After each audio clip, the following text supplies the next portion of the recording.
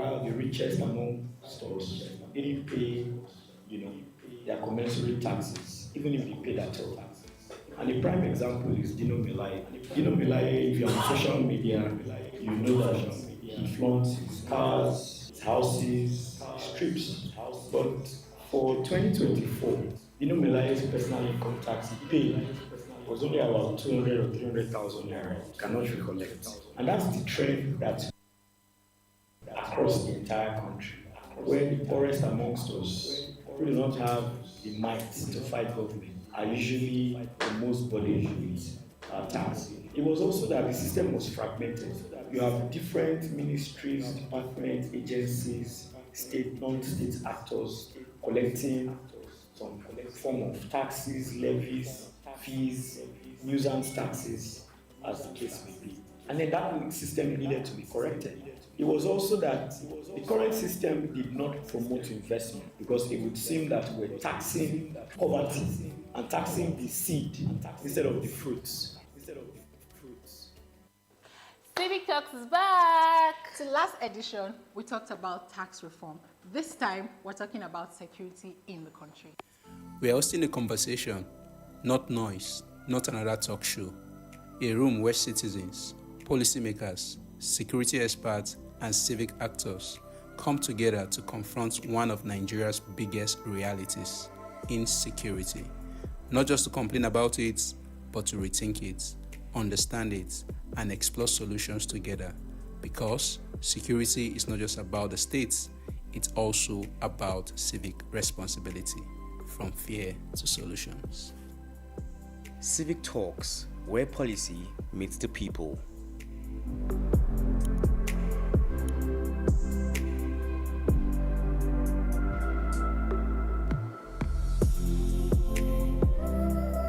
For me, I don't see any reason, single reason.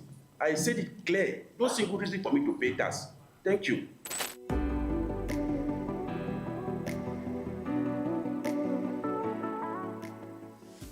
And even under the presumptive tax regime, not even all the players in the informal sector would pay, because I've been privy to some of the conversations that have happened. It's that some people that are at the lowest rung of the ladder, so people like corn sellers, those people who push food vendors, the wheelbarrow guys who push vulcanizers, all those people on the streets that in a day maybe they are making 5,000, 7,000, 10,000 naira. That those cadre of business people would even be given exemption stickers because those people live from hand to mouth. If they don't go out, some of them, if they don't go out to open their stores in a day or also, they don't even have what to eat. When the tax reform came, as citizens, we are also Nigerians. We were afraid that it may be negative for us. Nigerians are very, very obedient people. Let's be sincere to ourselves. But the leadership is very bad. Nigerians pay tax directly or indirectly. Let me set this example clearly. Like we that operate on the roads, I'm proud to call myself a taxi driver. And I love renewing my papers when they are due. As I speak to you, we don't know the specific current price that it takes to renew commercial vehicle up till now. And when you ask, what are they using this money for? We are not holding our government accountable. And that is why they are so relaxed in doing what they are doing to us. Let the government do something. Let the people say, because this is about trust of the people and the government. If people decided to pay this tax now and the government did not do anything from the tax at the end of the day, what will be the result? People go for protests every day, government will throw tear gas, government will do this, and nothing will happen. It will make us have the same voice. I'm hopeful. I'm not sure if it's going to work, but as I said, with the reaction I'm seeing so far, I think that may be it, giving us that uniformity, uniform voice in asking for accountability. And maybe to also encourage us to pay attention to what is happening with the government.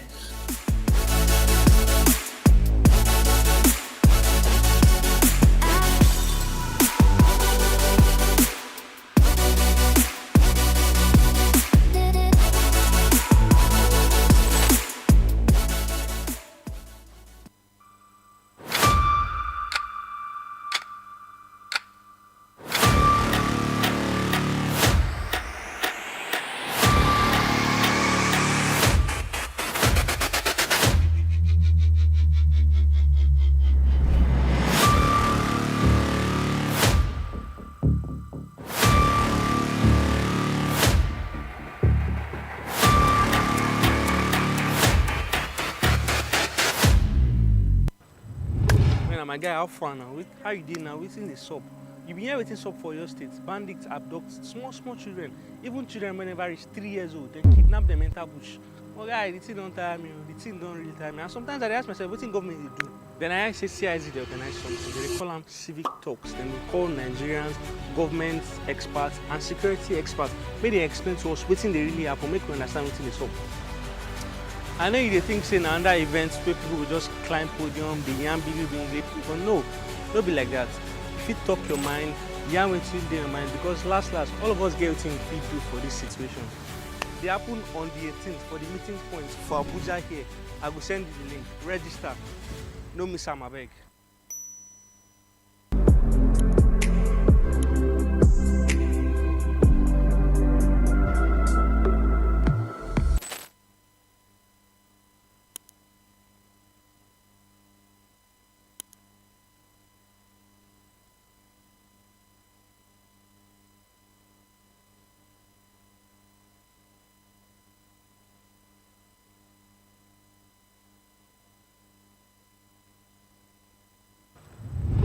My guy, how far now? How you did now? Waiting the sub. You been here waiting sub for your state. Bandits abduct small children. Even children when they reach 3 years old, they kidnap them, enter bush. Oh guy, the thing don't tire me. The thing don't really tire me. And sometimes I ask myself, what thing government they do? Then I say CIZ they organize something. They call them Civic Talks. Then we call Nigerians, government experts, and security experts. May they explain to us what thing they really happen. Make we understand what thing is up.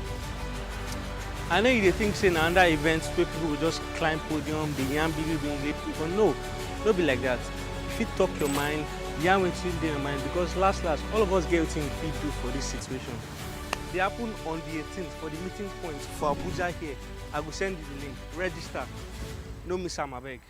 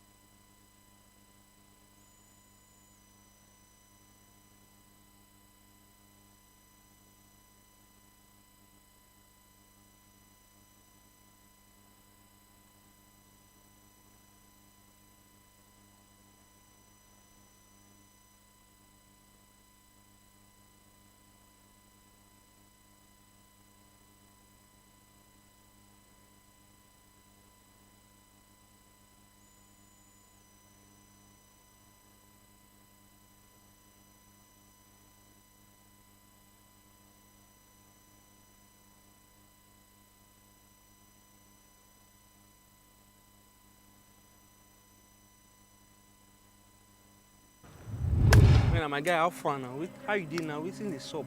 You been here waiting sub for your state. Bandits abduct small children. Even children when they reach 3 years old. My guy, how far now?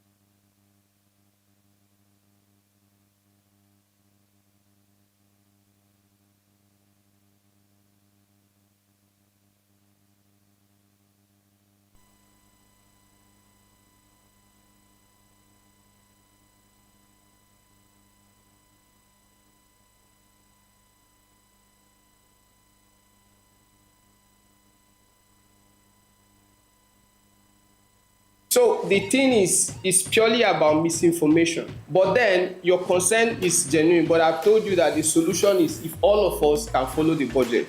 What have they provided for us this year? What is on health? What is on road? What is on this? If they say they should build us primary health care, like one per local government in the 774 local government, do we follow it? When is your own local government? Has it been built? And I'm like, we are not ready as a country. This is a paper that every Nigerian should be chewing. Recently, the federal government released money to the primary healthcare centers in billions. They issued a red paper. Who saw the red paper? How many people? I saw the red paper. And you saw, just as they said, when I saw the red paper, when I went to see the comments, maybe just like 10 comments. And I'm like, we are not ready as a country. This is a paper that every Nigerian should be chewing and going to their primary health care center, asking them, they just released billions to you people. What did you use it for? Now, that is the government also going a stage forward, will I say higher, to make sure that citizens hold them accountable. I think some years ago about the NSAS, look at what happened. I'm proud to say that we are among the NSAS protesters, because a man that is on the floor already is not afraid of going down. I always call myself a one-man squad. Yes, they say government is a continuity. What are they doing? If you have to travel by road, it's a slap on our face, and we have youth, vibrant youth. It is not all about speaking grammar. It is right time for us. A Rome was not built in a day. Will the country continue moving in a snail movement? Is it how we are going to continue? Year in, year out, Rome was not built in a day. Government will come, government will go. There is nothing to write home about. It is a slap on our face. I rest my case for now. The key reasons why these reforms were embarked upon were that, one, our tax system was regressive. What do I mean by regressive?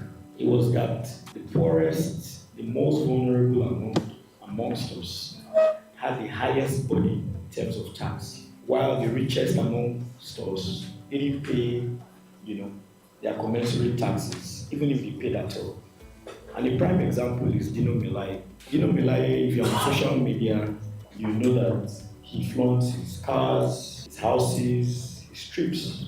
But for 2024, Dino Melaye's personal income tax he paid was only about 200 or 300,000 naira. Cannot recollect. And that's the trend that we see across the entire country, where the poorest amongst us, who do not have the might to fight government, are usually the most burdened with tax. It was also that the system was fragmented.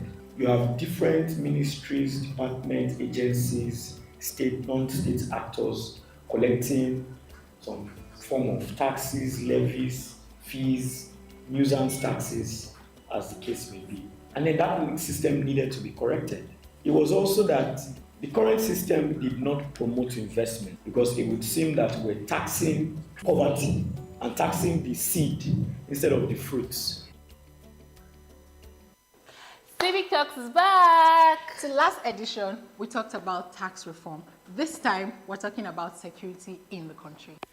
We are hosting a conversation, not noise, not another talk show.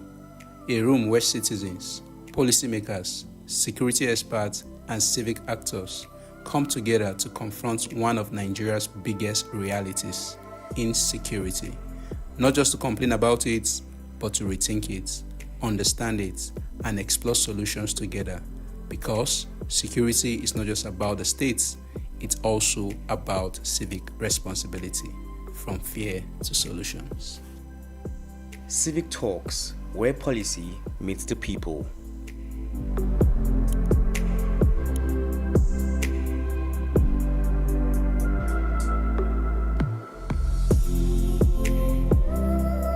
For me, I don't see any reason, single reason.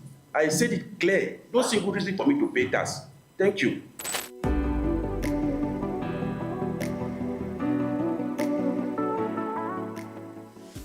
And even under the presumptive tax regime, not even all the players in the informal sector would pay, because I've been privy to some of the conversations that have happened. It's that some people that are at the lowest rung of the ladder, so people like corn sellers, those people who push food vendors, the wheelbarrow guys who push vulcanizers, all those people on the streets that in a day maybe they are making 5,000, 7,000, 10,000 naira. That those cadre of business people would even be given exemption stickers because those people live from hand to mouth. If they don't go out, some of them, if they don't go out to open their stores in a day or also, they don't even have what to eat. When the tax reform came, as citizens, we are also Nigerians. We were afraid that it may be negative for us. Nigerians are very, very obedient people. Let's be sincere to ourselves. But the leadership is very bad. Nigerians pay tax directly or indirectly. Let me set this example clearly. Like we that operate on the roads, I'm proud to call myself a taxi driver. And I love renewing my papers when they are due. As I speak to you, we don't know the specific current price that it takes to renew commercial vehicle up till now. And when you ask, what are they using this money for? We are not holding our government accountable. And that is why they are so relaxed in doing what they are doing to us. Let the government do something. Let the people say, because this is about trust of the people and the government. If people decided to pay this tax now and the government did not do anything from the tax at the end of the day, what will be the result? People go for protests every day, government will throw tear gas, government will do this, and nothing will happen. It will make us have the same voice. I'm hopeful. I'm not sure if it's going to work, but as I said, with the reaction I'm seeing so far, I think that may be it, giving us that uniformity, uniform voice in asking for accountability. And maybe to also encourage us to pay attention to what is happening with the government.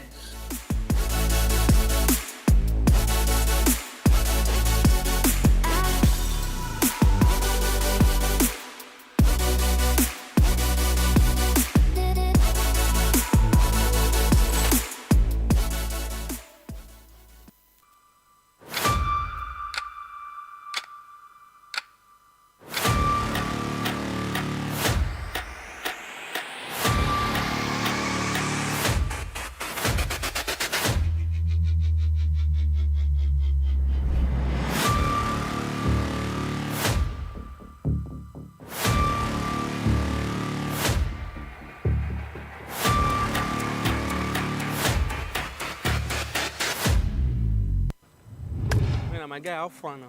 How you did now? Waiting the sub. You been here waiting sub for your state. Bandits abduct small children. Even children whenever reach 3 years old, they kidnap them, enter bush. Oh guy, the thing don't tire me. The thing don't really tire me. And sometimes I ask myself, what thing government they do? Then I say CIZ they organize something. They call them Civic Talks. Then we call Nigerians, government experts, and security experts. May they explain to us what thing they really happen. Make we understand what they up.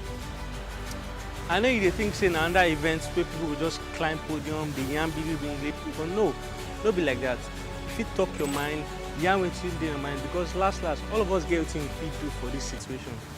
They happen on the 18th for the meeting point for Abuja here. I will send you the link. Register. No miss am abeg.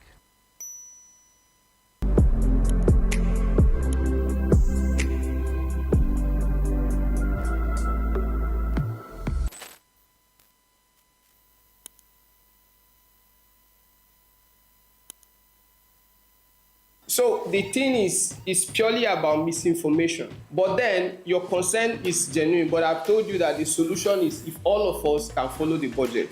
What have they provided for us this year? What is on health? What is on road? What is on this? If they say they should build us primary health care, like one per local government in the 774 local government, do we follow it? When is your own local government? Has it been built? And I'm like, they are not ready as a country. This is a paper that every Nigerian should be chewing.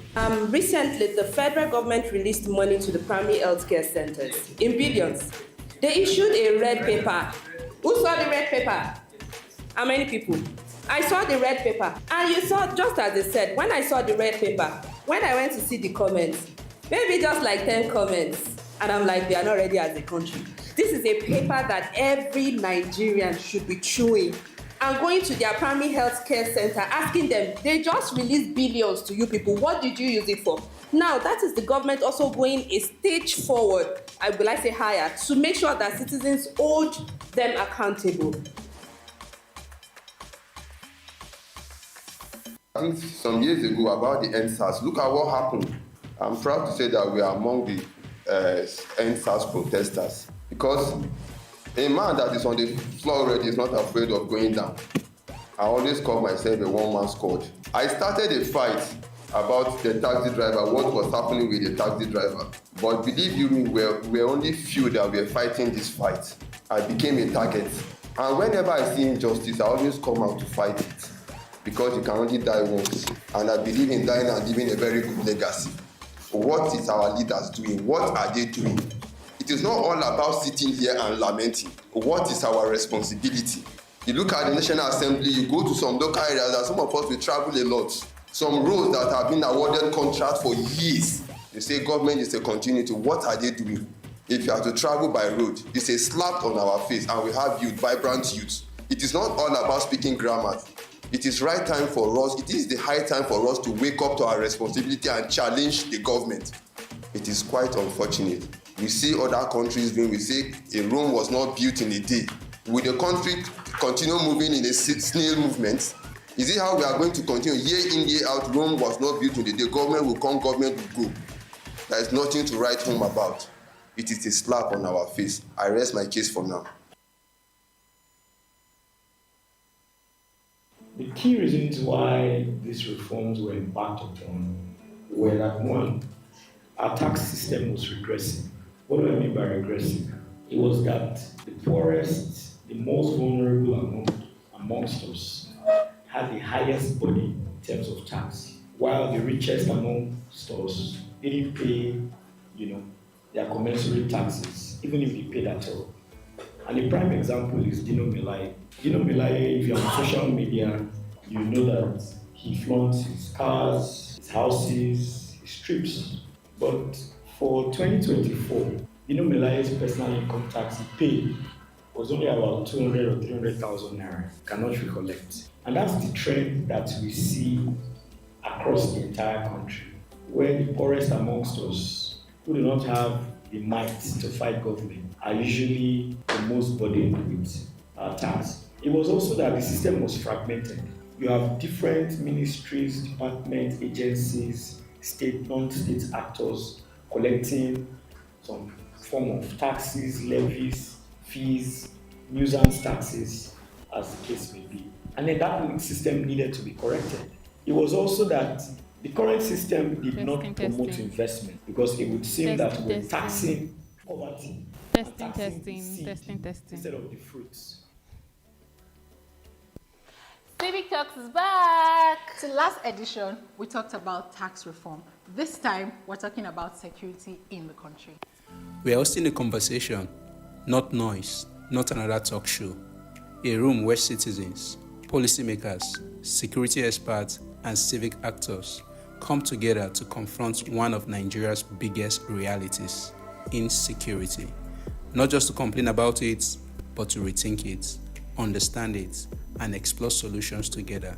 Because security is not just about the states, it's also about civic responsibility, from fear to solutions. Civic Talks, where policy meets the people.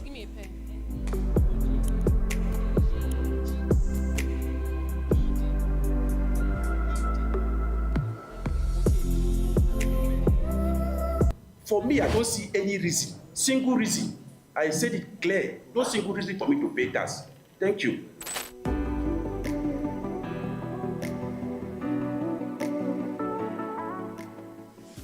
And even under the presumptive tax regime, not even all the players in the informal sector would pay, because I've been privy to some of the conversations that have happened. It's that some people that are at the lowest rank of the ladder, so people like corn sellers, those people who push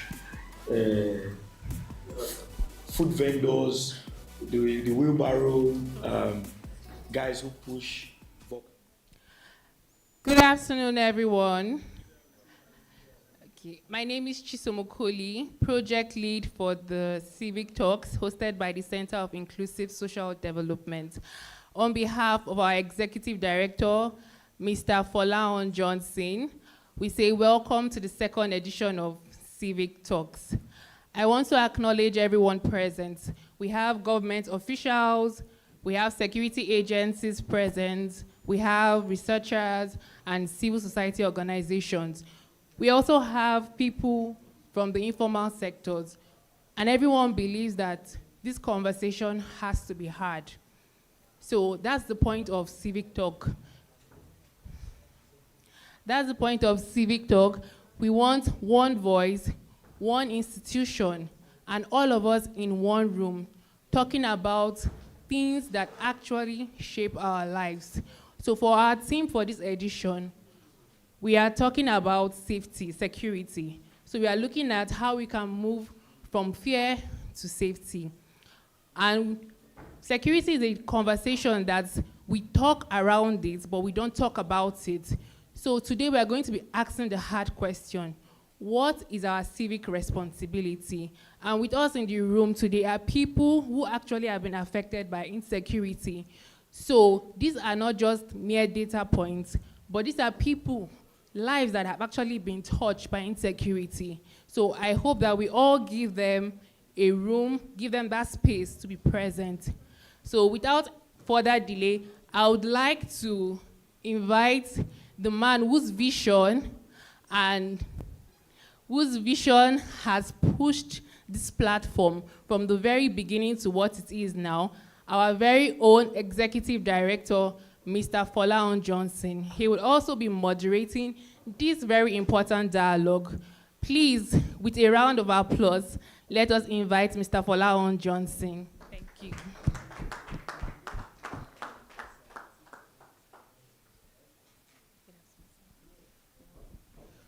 Good afternoon, everybody. Hello. Are we happy to be here? Okay. Thank you so much, Chisom, for the introduction. And I want to appreciate everyone that is seated in the room here and also those that have joined us online. Like Chisom said, this is Civic Talks, and it is organized by the Center for Inclusive Social Development.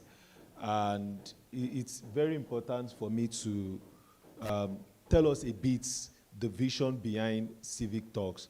And interestingly, I was having a conversation earlier today with one of our key speakers, the prof, and I mentioned to him, I said, by virtue of my career path, of course, first I'm a citizen, and I've been in rooms where most of the people in the room, we are homogeneous, and we are discussing a problem that is not centered around us alone. So, for example now, because I don't want to point fingers to anybody in the room, so imagine if students are deliberating. How many of us did SUG actively when we were on campus? So, when we are preparing our LUTA against the school authority, we always discuss everything as students. We actually don't go and meet the school authorities to say, excuse me, sir, excuse me, ma. These are the problems that we have. Is there a way we can resolve this issue? And so the idea behind Civic Talks is to bring everybody into the room on every issue that affects us as Nigerians. And for those of us that came early, you probably listened in on highlights from the first edition that we had. You probably listened in on the first edition that we had, and the edition focused on tax.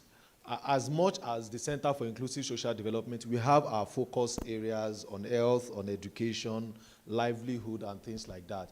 We are also sensitive enough to ongoing issues. So at the time we had the conversation about tax, it was really a major issue then, especially as we came into a new year. People were concerned about what is really going to happen with respect to the implementation of the new tax laws. So we had a very amazing conversation. We had friends that are tax experts in the room. We had people from governments, you know. We had the private sector. We had SMEs. We had people that operate POS, you know, people, everyday people that we encounter on the street. And as we were planning for the second edition, which is where we are today, I think we wanted to do something on education. And we didn't even know that what happened a few weeks ago in Oyo State was going to happen. We thought about it that before we talk about education, before we talk about health, are people really safe? And that is what led us to the issue of insecurity.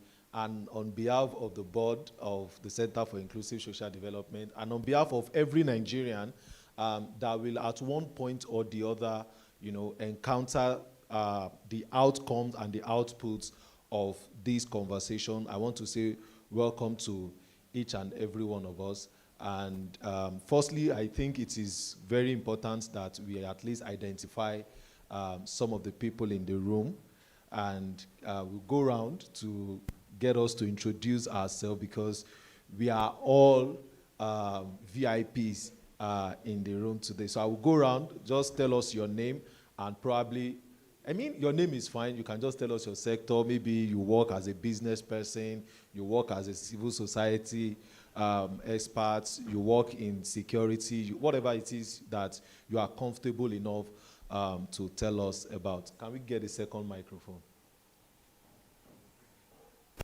All right, so my name is Folaun Johnson, and I pretend to work at Center for Inclusive Social Development. Sir. Thank you, and good evening all. My name is Alex David Anagu. I'm a Chief Superintendent of Police, representing the Commissioner of Police, FCT, and presently I'm deployed as the DPO in National Assembly here in Abuja. Thank you. I'm glad to be here. Yeah, thank you so much, sir. Good afternoon, everybody. My name is Salami Abraman. I work with Grassroots Voice as a media expert. Thank you. You're welcome. Good afternoon, everyone. My name is Peter Gold, and I am a system analyst. Thank you. You're welcome. Good afternoon, everyone. The name is Kenichi Bernard, and I work with the civil society. Thank you. Thank you, sir. Good evening, everyone. Francisca Oba with Celebrity Social Impact Initiative. You're welcome. Good evening, everyone. My name is Lawrence Adeniji. I am the Executive Director, Justina Lorenzo Foundation. I'm also a travel consultant. Thank you very much. Thank you. You're welcome. Good evening, everyone. My name is Pesu Ufoma Sylvia. I'm among the executive of Printfield Nigeria Limited. You're welcome. Good evening, everyone. My name is Blessing, and I represent Printfield Nigeria Limited. Thank You're you. welcome. Good afternoon, all. My name is Comrade Johnson Kawekatu, the Director of Printfield Nigeria Limited, Heritage Cup. You're welcome. Hello, everyone. Good afternoon. I am Wing Commander Kelechi Okanwa, retired. I'm a security consultant. Thank you very much. Good evening, everyone. My name is Mrs. Immaculate Oyegade from National Orientation Agency, Headquarters, Abuja. My name is Bako Ibrahim, working with Printfield Organization. Good afternoon, all. My name is Wilson Tom. I'm executive of Printfield. We are into transportation. Good evening, everyone. My name is Stenengi Piaindi. I'm CEO of Yawa Technologies Limited. Good evening, everyone. My name is Amina Othman. I work as Security Advisor with the International Organization for Nigeria, for migration here in Nigeria. Good evening, everyone. My name is Som Weibu, and I work as the advocacy lead for the Policy Innovation Center. Good evening, all. I by name Pastor Moses Kwa Monday. I'm working with Equal. My name is Mr. Nuhu Bitrus Nga. Plateau Progressive Youth Network, Basa Local Government Area. Thank you. My name is Augustina Ukboha. I'm a civil servant. Good evening all. I am James Wisdom, working with Rhizome Consulting Firm Metama. Good evening. I'm Ihoma Ukeji. I'm a civil servant. Good evening. My name is Abdullah Isani. I'm the programs manager at CREEP Africa Initiative. Thank you. Good evening, everyone. My name is Chubo Henry Henacho. The mic handler, to hear from citizens and also to hear from experts in the room.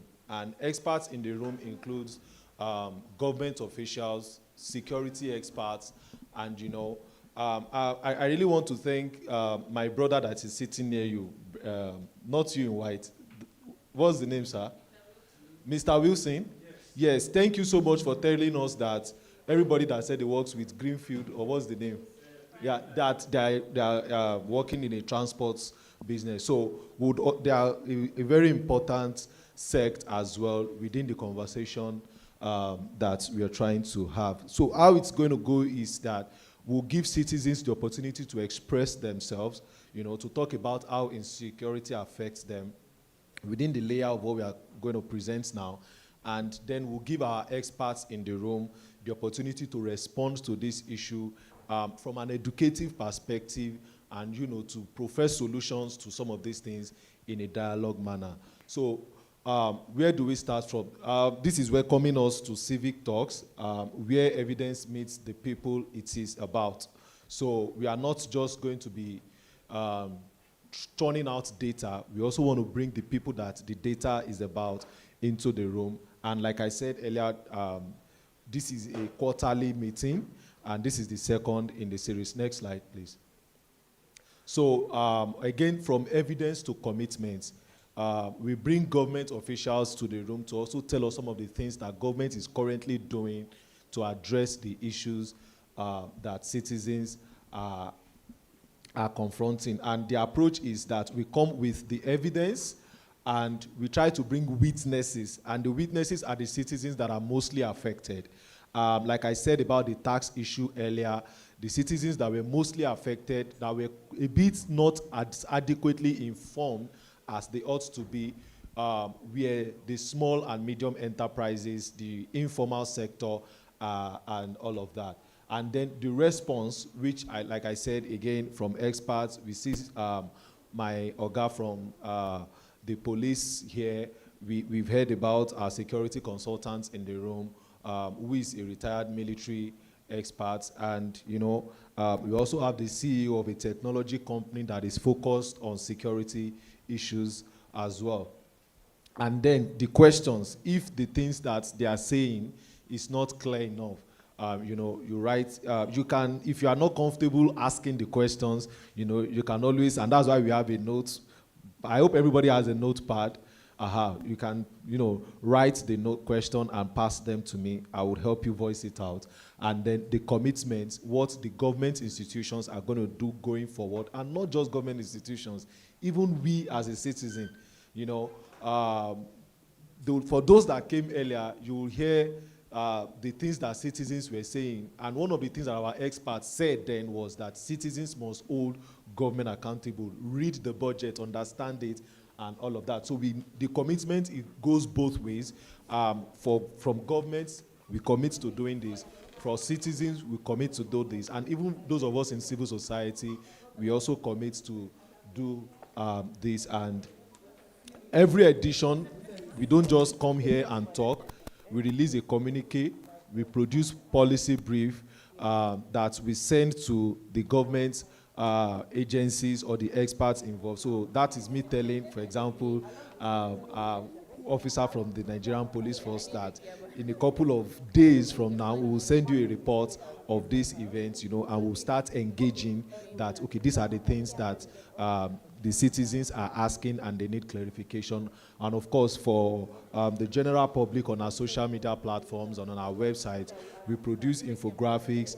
And of course, there is also the podcast, where as many persons that are interested in coming into our office to also add their voice to what is going on. So now to today's conversation. Between 2011 and 2023, there were 98,906 deaths in Nigeria. And what this translates to is that these deaths happen, there are 21 deaths every day for 13 years. Now, these are not road accidents. They are not maybe somebody is sick, they went to the hospital, and then they died. These are deaths that are linked to, maybe insurgency, deaths that are linked to insecurity, basically, right?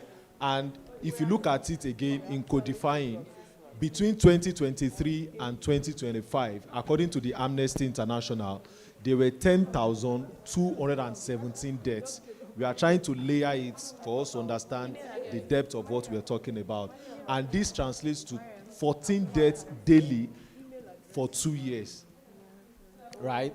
And there is a footnote there that says that Benue alone had 6,896 occurrences, and Plateau State had 2,630 occurrences. There are people in this room that are from neighborhoods and communities that have been affected by some of these incidents that we are talking about.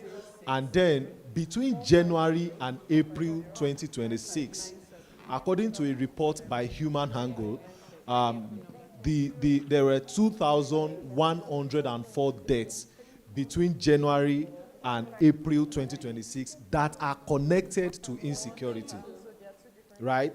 Now, this includes 17 deaths every day in 4 months. This translates to 17 deaths every day in 4 months. And a note there says that fatalities are up 63% on only a 7% rise in incidents. Next slide. Now, before we go quickly and think about it that, okay, insecurity, some of these deaths are far away from it. We try to layer how this is, and what we have here is that we ranked 3 categories of insecurity issues.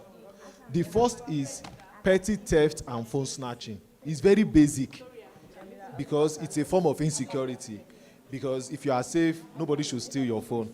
I mean, we've all had instances where, for example, you are in the car and you are pressing your phone, right? And somebody tells you that be very careful, or you wind up before somebody steals your phone. The second layer to it is neighborhood burglary. I mean, we probably all stay in neighborhoods that we just wake up one morning and then they say somebody's house has been robbed, or maybe somebody's something is lost. Maybe, for example, from a personal experience where I stay, some of my neighbors, they reported on our WhatsApp group that their gas was stolen overnight. I mean, we almost, if I ask everybody who's be giving instances of such personal experiences, we all have that. The next is car theft and break-ins. I believe that about more than 80% of those of us in the room are based in Abuja. And we've had an incident of maybe you park your car somewhere and then you go out. Before you come back, somebody has broken the glass of your car and carried your laptop. As a matter of fact, one of my senior colleagues, who is probably joining us virtually, I had mentioned to him that I'm going to use him as an example. In a space of less than 2 years, they broke into his car and stole 2 of his laptops. Interestingly, same model. They stole one, he bought exactly the same model, the same incident, and his car was broken into again. Then the 4, which is the one that makes the news most recently, is the issue of kidnapping for ransom. This includes abduction from homes, from roads, and schools, which is now a scaling enterprise. And finally, highway robbery and one chance. Because our friends and colleagues from the transport sector, that is why they are in the room today.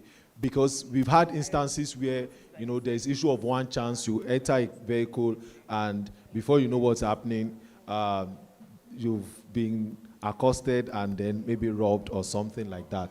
Next slide. So what this means is that this issue touches everyone everywhere.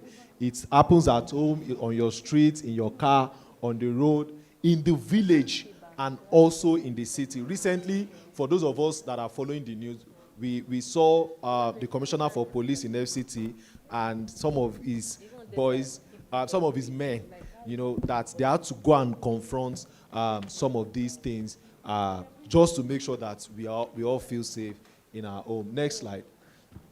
So a country divided by violence, right? The incidences that we reported in the third slide about the number of deaths that happen every year. In the Northwest, according to the reports that we have for the year, that's from January to April 2026, the Northwest region accounts for 753, Northeast 669, North Central 615, Southwest 30, South 23, Southeast 24. Now, 96% of all these incidents occurred in the northern zones. So that means that when these incidents happen, they are mostly either in the Northwest, in the Northeast, or in the North Central. Again, because of time, I will not go into the details of these other things in the slide. So next slide. So abduction looks like it is no longer an incident. It happens. It's not something that happens once, and then before we hear of it, the next time it happens is maybe in 3 months, 6 months. It's now almost like a daily or weekly occurrence. So, and this is the trend of how the issue in 2026. We just zoomed in on 2026 alone, from January to April, and you have the figures for January, the figures for February, the ones for March, and of course the ones for April. Next slide. So the big question, which is why we are here today, whose responsibility exactly is safety? Is it the government solely, or is it the citizens? Because we've had instances where citizens are told to fight back, protect yourself. Is that the right communication? Or do we have the responsibility of the government, and do we have the responsibility of the citizen? So the Constitution says that government's primary purpose is what? The safety and the security of all of us, right?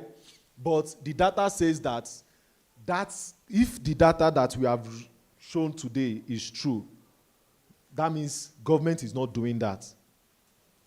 Am I alone? The way you people are quiet is as if I'm the only one that is saying this thing. An officer is here. So that when it's going, he will not say, you are the only one that say government is not doing their job. Everybody did not support you, right? 21 deaths a day for 13 years, 17 deaths a day right now is not a crisis. It's a condition. And it has now become so normal that if you read it in the news that there's an incident somewhere, you just scroll. In fact, you don't even repost it, you don't do anything, you just scroll. Some people have decided to go off social media because they don't want to be reading all of those type of news. Communities have been left exposed with no early warning and no response. Citizens have been passive when they needed to be active. This conversation is about us changing that. What do citizens need to do? Is it about confronting the government, asking more of the government, demanding more of the government? What does government need to do differently? And if you look at this slide, we are not just saying numbers and numbers and numbers alone. A few weeks ago, we went to a community in Basa local government area in Plateau State, and we spoke to them. And the last thing I'm going to do before I hand the mic over to you today is to play a documentary of that conversation that happened there. We didn't just go to Basa alone. Even within the FCT, we went to the street and we tried to speak to people that how do they feel about the security condition in the country. And these are images from that, and then the one to the extreme right is the image from the Vox Pop that we did, asking people about insecurity issues. And what that image is blocking there is one of the respondents says that they don't sleep at night because they are wondering whose house is next and all of that. So we don't sleep at night. Some boys come and break into our house. If they don't find anything, they use their cutlass on us. Quoted verbatim from a citizen like you and I. Next slide. So the warning that went unheard, when we went to the to the community in Plateau State, they said that the perpetrators of that incident, they actually communicated ahead that they were coming. And almost nothing happened, right? Because whatever, not like nothing was done, whatever was done could not prevent the incident. Now, so what this tells us is that community had the intelligence before the massacre. There was no action. Informal civic warning system exists, right? That means that there is a way these guys communicate. Are citizens channeling that communication through to the state agencies that are supposed to respond? Now, the final point is that the gap between what citizens know and what institutions do is where people die. If you know something, say something. Thank you, my sister. So, these are the things we want to do today. We have to frame the conversation, which is what I've done. We'll get citizens' experience. Our security experts will respond. Citizens will ask questions. We'll have an open floor. And then we'll close in on action points. Our security experts from the government agencies will tell us what we need to do as citizens. And we are also going to tell them what they need to do as primary protector in the society. Next slide. So, the first thing to begin today is that how do you feel about insecurity in Nigeria? We'll come back to the details of this, but to take us further, and then after which I'll become your mic handler, I want us to play the documentary of the visit to Basa local government in Plateau State.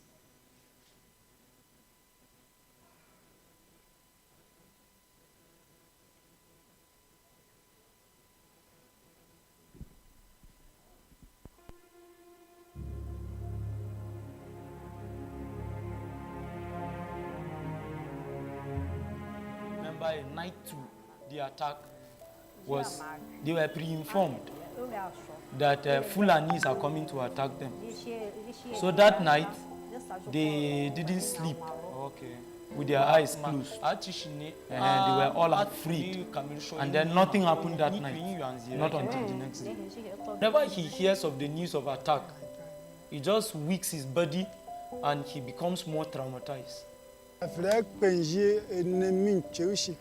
Happened the night to the day of the attack was Fulani came in their numbers, and then they released their cows on their farms, and they were going to talk to them. Then they now removed their machetes and begin to threaten them. So the community people withdrew and then left their house. Very early in the morning, that's the day of the attack now. They called him specifically on phone, the Fulani people, and told him that they are coming to attack them. So he was like, you're coming to attack us, what have we done to you? While he was still making call, and then he was about to step out. He was about to step out of his room, making call with the Fulani people. They had already surrounded the community, and they began to unleash fire. Today, we're speaking with families who have been directly affected by attacks in this community. Beyond the headlines are real people, real realities, losses, and lives that have been permanently affected. Today, we listen to their story, understand their reality, and document their voices.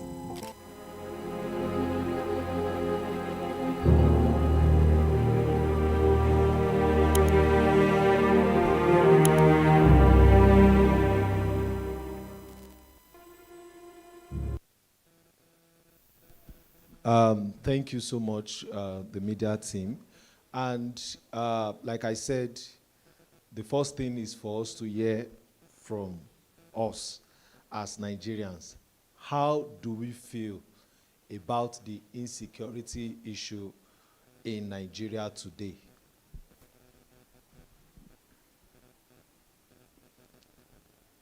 Should I take our silence as we are happy and we feel safe in our neighborhoods, in our homes?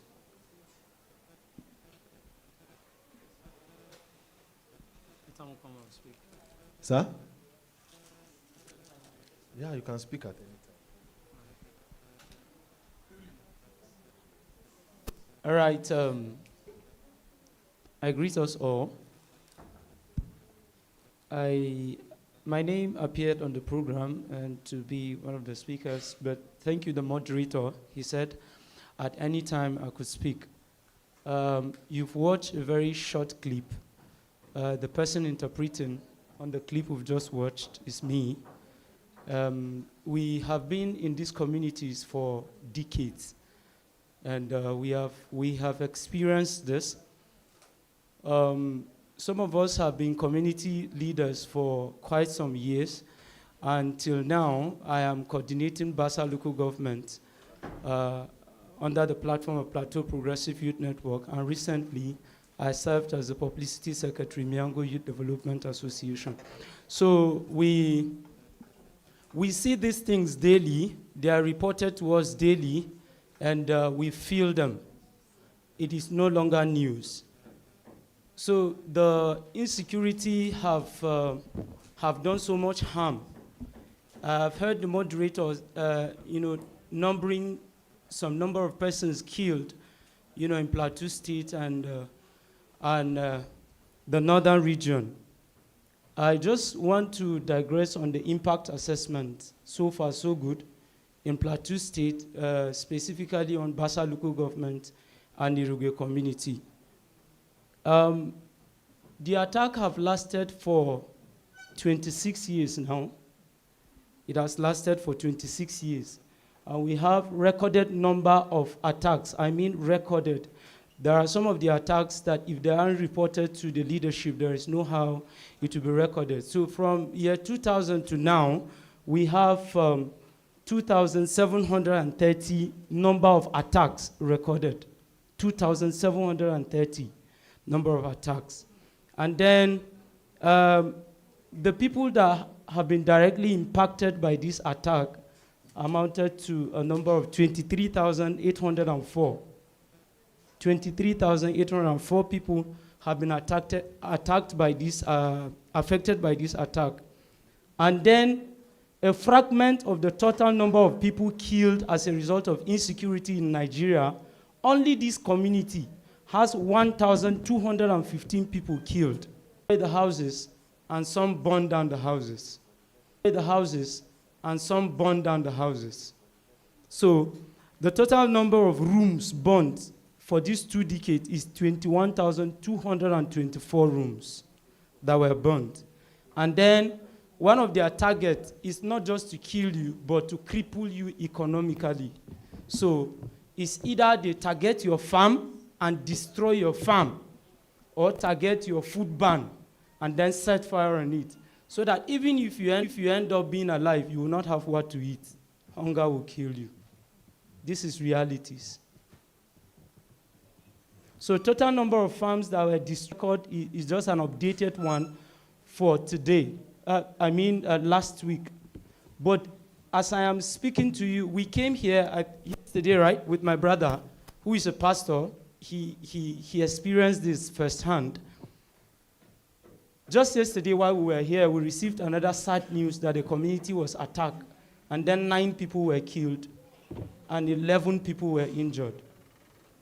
Day before yesterday, 1 person was killed. This is in the same Irugwe communities.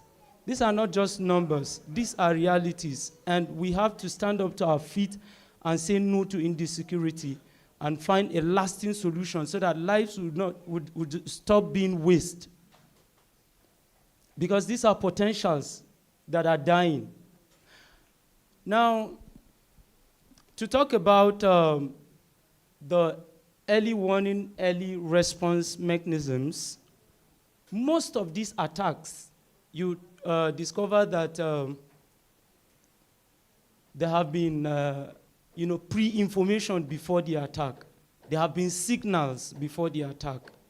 Yes, and we have done our best as community people to report to the appropriate authority, but yes, of course, security is everyone's business, but their effort has not yielded enough or best result.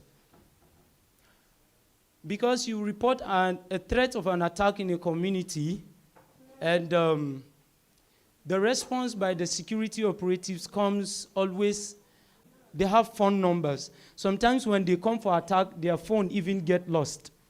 And then we take these phones to the security persons. And in most cases, we don't hear what happens to those apprehended. So this is a concern that we have as Plateau people. And we are begging that, please, enough is enough. We need a Nigeria where you wake up in the morning and then you walk freely. You go to your farm. See, these villagers are not asking for something much. If you'd even offer them money, I mean lot of money, to compare to giving them safety, they'll prefer safety.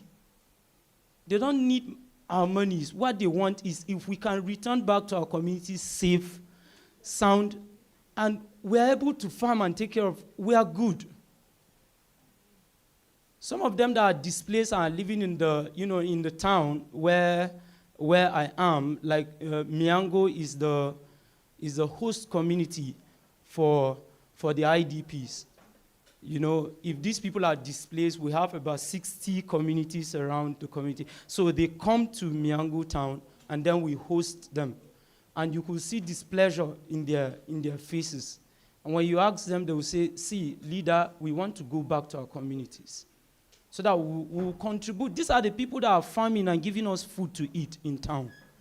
So if they are not safe, we are not safe. And in so many cases, our voices are not heard because of the reporting mechanisms. We don't have good reporting mechanisms, especially for some organizations who like to amplify the voices of those passing through this. They don't have the mechanism for reporting informations and all of that. So like that, you look into that aspect and any other organization that's here so that you have first-hand information, so that the information before getting to you is not thwarted at the end of the day. Thank you so much. God bless. Let's put our hands together for him, even though it's such a solemn report to hear. And one thing that I picked from what he's saying is, one of the things I picked from from his submission is that there are reporting mechanisms that they, at the local level, in the community, that they use. But sometimes it seems that somewhere along that line, there is a broken transmission.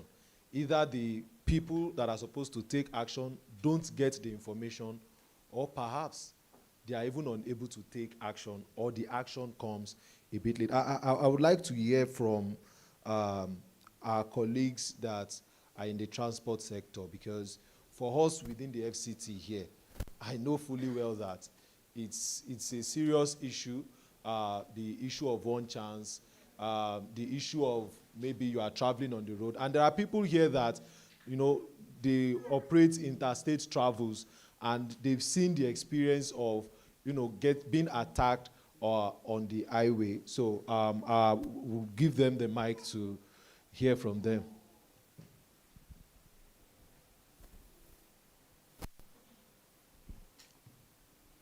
Good afternoon, all. My name is Winston Tom. I'm from Springfield Nigerian Limited, one of the FCT taxi license operators. We have been given license to operate taxis in Abuja, and I'm one of the executive directors there. I think this issue of security is everybody's business. In fact, the primary responsibility of the government is to protect lives and property. And if they fail to do that, it means the government has failed totally. Everywhere, anywhere I find myself speaking in any issue, I first analyze the role of government, what they have done, before saying anything. Just as I've said, the issue of security has been very bad all over the nation, including the FCT. Most people would think the federal capital is very safe. It is not. We are in the transport sector. We see what happens every day, here and there, issues of one chance. In fact, about a month ago, we had the issue of one chance in our park here, just close to Goodyear. Two ladies who boarded a vehicle from Secretariat. They entered the vehicle from Secretariat on the road. As they were approaching Gudu, the people driving the vehicle said they are going to Gudu, and they entered. When they approached Gudu, they wind up their cars. They started playing music. They did not stop. At the end of the day, they turned at Gudu and went and robbed the ladies. The ladies later came back. Thank God they were not killed. They later came back and said they were shouting, passing in Goodyear. They were shouting, there's one chance, one chance, one chance. We did not help them. I said we were not aware. I know we are operating our vehicles here in Gudu and some other places, but what I'm trying to say is this. People think Abuja is very safe. Abuja is not. Security responsibility is for everybody. It's for everybody. So wherever you find yourself, try as much as possible to be your brother's keeper. Very, very important. And I also encourage those who are, taking public transport here in Abuja. If you are going anywhere, try as much as possible to know where you are boarding your vehicle. It's not a new story. This is an old story. Try to know where you're boarding your vehicle. It's not everybody that you see on the road that is good. You understand? It's not everybody you see that is good. Security has to do with everybody. So anywhere you're going to, try to, share your location and also try to take the proper direction. Just somebody from Secretariat entered the vehicle of one chance. So you should know that Abuja is not as well safe. So the issue of security has to do with everybody. Just as I've said, if government has failed, let's all of us individually, collectively, try to protect ourselves. Thank you. Thank you so much. I want to give the mic to one of our security experts, but before then, I would like to hear a reaction to the two issues that we've heard now from government security officials. You want to speak? I'll come back to you. So we've had the issue from Plateau. I know, sir, I'm coming to you. I know you came in late, but probably you came in when the man from Plateau was speaking. But I want you to react more to the issue that he raised about what looks like communal insecurity issue, the issue you want to go and board a taxi and then, you bought the wrong cab and all that. I would like you to first introduce yourself because you came in late. Okay. Sir.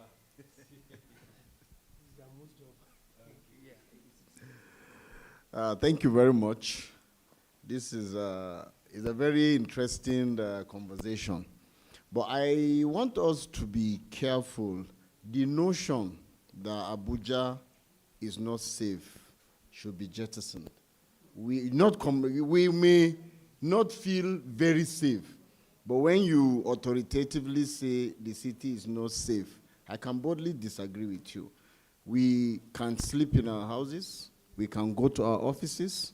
We go to markets. Our children are in school. And that's some sign of a society that it's stable and it's working. We may not be where we are supposed to be, but that does not mean we should completely claim that the city is not safe. And then, well, the government is trying. We'll continue to try.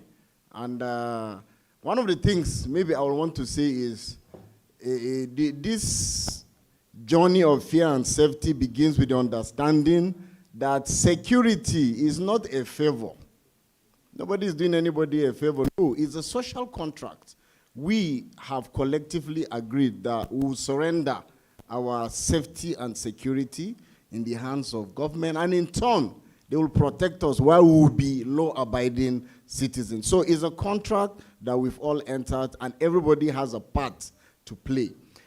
In responding to the issues of, dropping letters and the security agencies not responding swiftly, I want to say I'm not justifying some of these excuses, but I want to say there are communities where on a daily basis you get 10 to 20 letters. If not every day, you get letters. And nothing happens while you are on a pin down or in a position to repel such attack for like 6 months.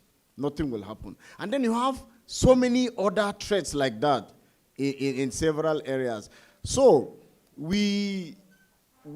as advocates, you do much advocacy in government trying to do more. Yes, the government is trying, but they can do better. But to just reduce it to the fact that government is not really doing anything is something we should be very, very careful. I think I've responded to one of the points you've raised. Maybe when the conversation continues, we'll talk some more. But then, just as we rightly said, the Constitution guarantees that the primary purpose of government is security and welfare. And if we have a gap, then definitely there's a problem. But I want to assure you that the government is not sleeping. Everybody is not resting. It's on everybody's backyard. So the government is trying to see how community can participate in supporting the agents. Because the first line of security is actually the community itself.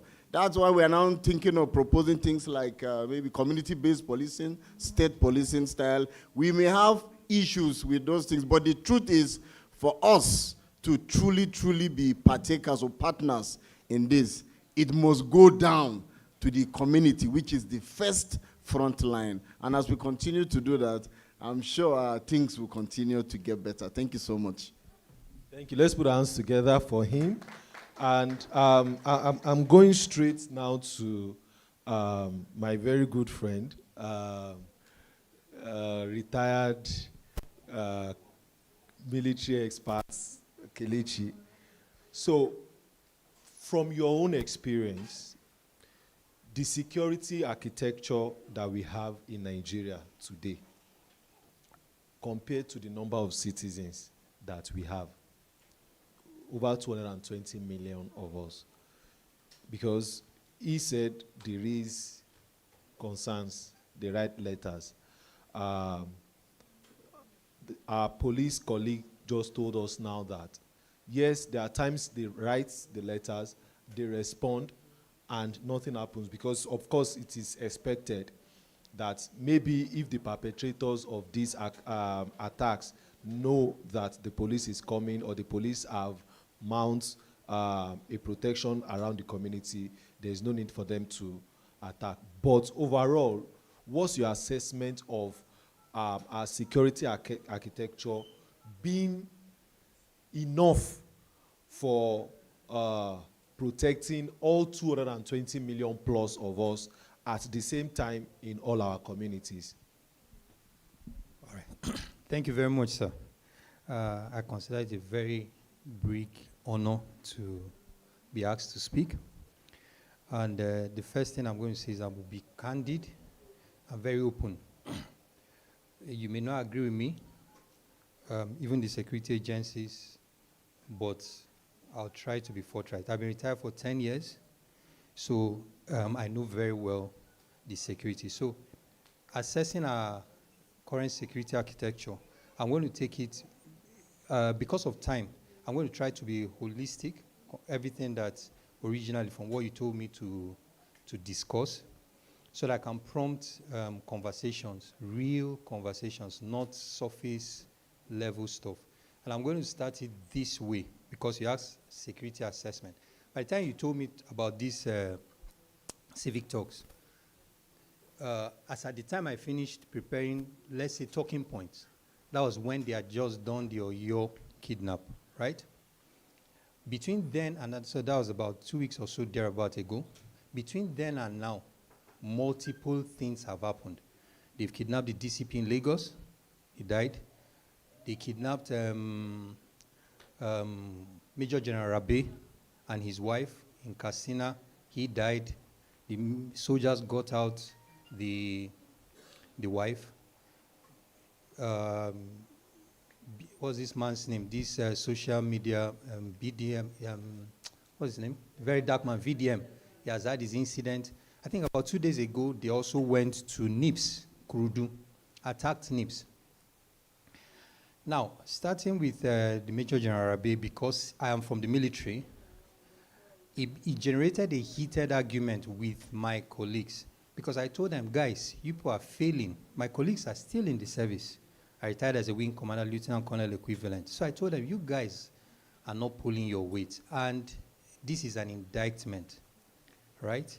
There are so many things. Don't ever think that if you're not performing your role, there is no excuse. You are given a role. You have a responsibility. So if you are failing, nature will naturally, somewhere, somehow, find a replacement for you. It might not be immediate, but you will be replaced. So we have a role to play to secure the lives of citizens. And I told them, and that's where I'm going to take this whole thing from, the failures in leadership. I look at it as failures in leadership of the military as a microcosm of what has happened in Nigeria, and then I'm going to go to what I think us as citizens should do. So when we looked at the case of the Major General, it was unfathomable. It was something that we couldn't think of, a two-star general kidnapped and all that. So the question was there nothing that could have been done?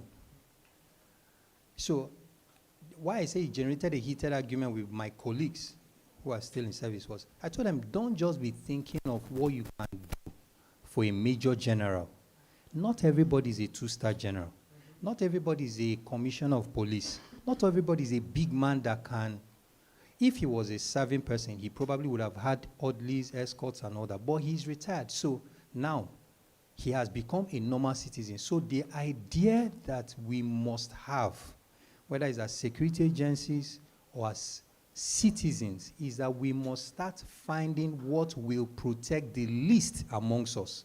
The least must be the foundation of whatever we do. And we must not take these things as surface level or, how will I put it now, just speaking words. We must really say, how do we protect the least? If you don't protect the least, it's just a question of time. Your protection, maybe you are in service, you have all the apparatus. By the time you leave, the guys who are in service will not have time for you because they are also protecting. So the thing will keep escalating. So that was what I told my guys. And that's, because of that, I told them that if you look at it, that's also a failure in the Nigerian state, because most leaders try to protect themselves. And that cascades to us as citizens. Everybody is hustling. You want to protect only yourself. You want to get the money so that you can get security escorts, police or civil defense, just to protect yourself. You want to provide security for your house, your family, but we're not thinking about the least. And what you don't do for the least will come back to bite everybody. It is how nature works. So if we understand it, and I like what my police friend said, he said, we are in a contract with the state and quote and unquote surrender our security. But a contract presupposes that I do my part, you do your part. So if there is a contractual failure, we have a responsibility to look at the contract again and renegotiate. So you do those renegotiations either through the ballot box, through your senator, your House of Rep member, and all that. And that's why I am so happy that things have started coming to this community policing that we are talking about now. So the police has recognized that they can't be everywhere, and it's normal. So they can't be everywhere, the soldiers can't be everywhere. So it has come back to us as citizens. We must, and that's the only thing I took from the last talking point that I mentioned, I wrote before coming here, that we must organize, find a way to do citizens-led intelligence network. We have to. Like my brother here talks about their voices not being heard. You cannot abdicate your responsibility. The safety of your community is first and foremost yours, before the police, before the army, before any other security agency. And that is exactly what they've told us. So if, for example, you find out, oh, why not create a podcast where every day get your community members? You know, the problem with most law-abiding citizens is that we're independent. We like being on our own. You just like acting on your own. We find it difficult to collaborate. So when you talk about the 11 communities that we attacked, the question I'll ask you, for example, what's the population of the 11 communities put together? If people had acted together and constantly you're on media, social media, talking about the security incident, there are people, it probably might not cost you that much money, data and all that. You pull people who can do media, and you're constantly talking about the things that are happening in your community, and then you organize yourselves and have credible people that will report to police that this is what we're facing, so that it's not anybody that can call, because remember, criminals are intelligent. So if anybody calls, and then when the police come and they pin down for 6 months, nothing happens, the next time you call, the natural tendency is that these people are not serious. So even the criminals will arrange to call them and disrupt your network, your intelligence gathering. So you tell the police, if you don't get a call from this person or this person or this person, you've organized yourself. Know that it is not from us. Do you understand? So you organize yourself and start taking action. But you cannot just give up your security to another person. No, it is not allowed, irrespective of what happens, because in the situation where we are now, it is not normal. So to answer your question, assessment of our security is not okay, but we have a responsibility to engage our civic agency and start doing things that will rectify it, rather than just lift up our hands and say there is nothing we can do. Thank you very much. Thank you so much, retired wing commander. And, you know, so many questions, and of course, like I said, you can write your questions, pass them over to me. You can speak if you want to, and more importantly, engage with us, because this conversation cannot end in this room. Before I go back to our government's security agencies, I want to speak to an expert in the room, who is a professor, by the way.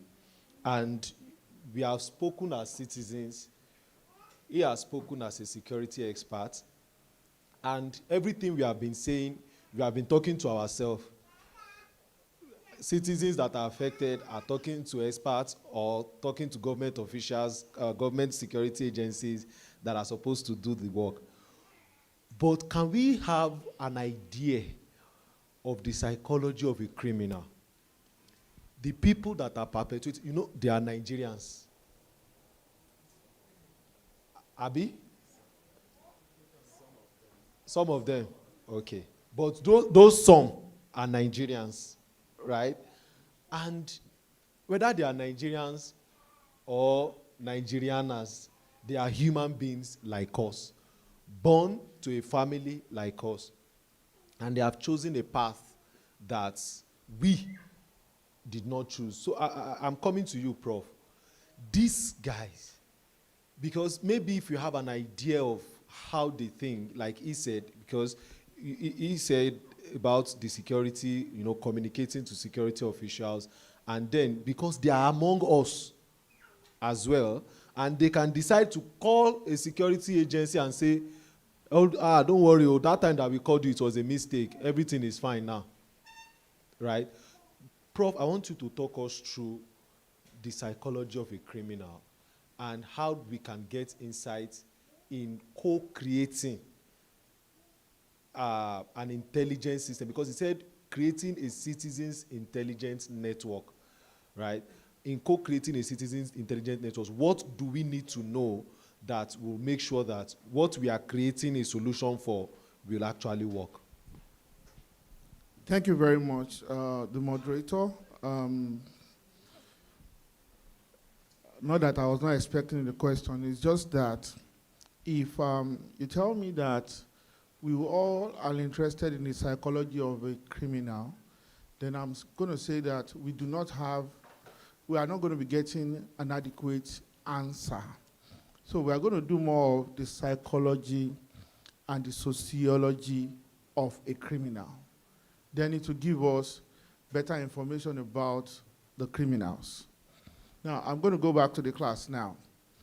Now, in explaining crime or criminal behavior, there are several perspectives. We have the ancient, or what we call classical perspectives. We have the biological explanations. Then we have the psychological. Then we have the sociological. So I'll do both, the psychological and the sociological. And I'm going to do the psychological first. Now, there are many theories here.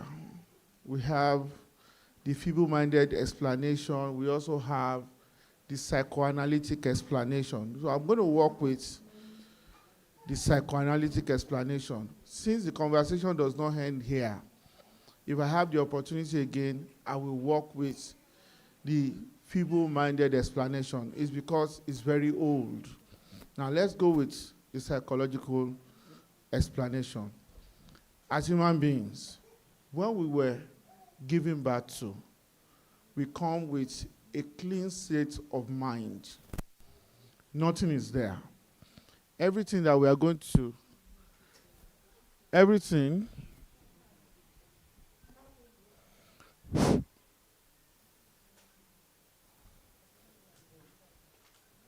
hello? So everything that we want to know about our community is always infused in the process of socialization. So we go through a process of internalizing the norms of the society. Now, there is something that is present. Now, the belief here is that if you carry a newborn baby and dump that newborn baby in the bush, that newborn baby will one day crawl. That newborn baby will also one day stand up and walk. That's the truth. Because those are biological characteristics that that baby will develop automatically. But if you take that human being, that baby, to a community where there are Yoruba people, even if that baby was born of an Hausa, born by Hausa parents, if that child is taken to Yoruba parents, that child will begin to learn the culture of the Yoruba people. Something is also there. That newborn baby has a basic biological trait, or basic trait that we call instinct, natural instinct, and that we share with other animals. What separates human beings from other animals is the fact that we go through socialization and they don't have socialization. So we have the instinct, our original urge, shared with the animals. Now, as the child is growing older, the moment the child can walk or crawl, the child will also develop another component of the mind called the ego. Now, at birth, childhood, babyhood, that baby will cry every time for everything because that baby will not be able to get anything by himself or herself. So that natural instinct is selfish, selfless. It does not care about what you can afford. What it cares about is getting gratification. Now, when the child can crawl, the second part of the mind will come in, the ego. It means that the child can crawl from one point to another point. So if the child needs something, let's say the mother has been giving the child while she was still very small, the child got to know that, okay, that thing is over there. The moment the child can crawl, it means that the child can easily crawl to that place and take that thing. So when the desire comes, the child will tell itself, okay, that ego will say, go there and pick. Now, if at that stage, the parents should introduce the smallest level of punishment by tapping the hand, boom, the child will know that it is wrong. But at that time, what the parent is doing is introducing a thought thing into the mind called the superego. I have mentioned three things now. The one that came with us biologically, and the one that grew with us, and the one that is coming in from the society into our minds. Now, by the time that superego gets into the mind of the child, the purpose is to give the instinct a reorientation. Tell the instinct about the norms, the values, and the laws of the society. So generally, it is meant to give a new orientation and take charge of the child's mind. So if the child wants to take the biscuit another time, the child will remember that if I should take it, my mommy will beat me. So in order for me to take the biscuit, I need to tell my mommy that I need biscuit so that she can give me. Are you getting my point now? So that solves that. And as the child is growing, if at every point in time there is punishment for every wrong behavior, the child will continue to learn. In psychology, they tell us that learning is the alteration of our behavior due to past experience. So the child will now begin to change that orientation. Now, let's assume that the child was ignored at a very young age. The moment you do that, it means that the child will not understand that some things are wrong. And then as the child is growing older, that will be internalized along with other things. Therefore, that child will now grow under a condition where there is no supervision. And the child will not have the understanding of what is considered as wrong by the larger society. And in which case, by the time the child leaves the family and goes into the larger society, we begin to say that the child does not have home training at the beginning. At a later time, we say that the child does not have human feelings. At a later time, we say that the child does not have conscience because the child has not grown appropriately. So in the classroom, we always say that a person becomes a criminal under three conditions in psychology. One, when that person expresses his or her original behavior. The original behavior of human beings is savage, all right, barbaric, because we share the instinct with animals, remember. The second condition is when the person exhibits repressed behavior. Some people are good. They have been given the right orientation. They have gone through socialization. But then, it got to a point when, because of their inability to achieve certain goals in the society, they became frustrated and then they snapped. Then they got to another level where they will now exhibit that behavior that they have been able to repress successfully while they were growing old.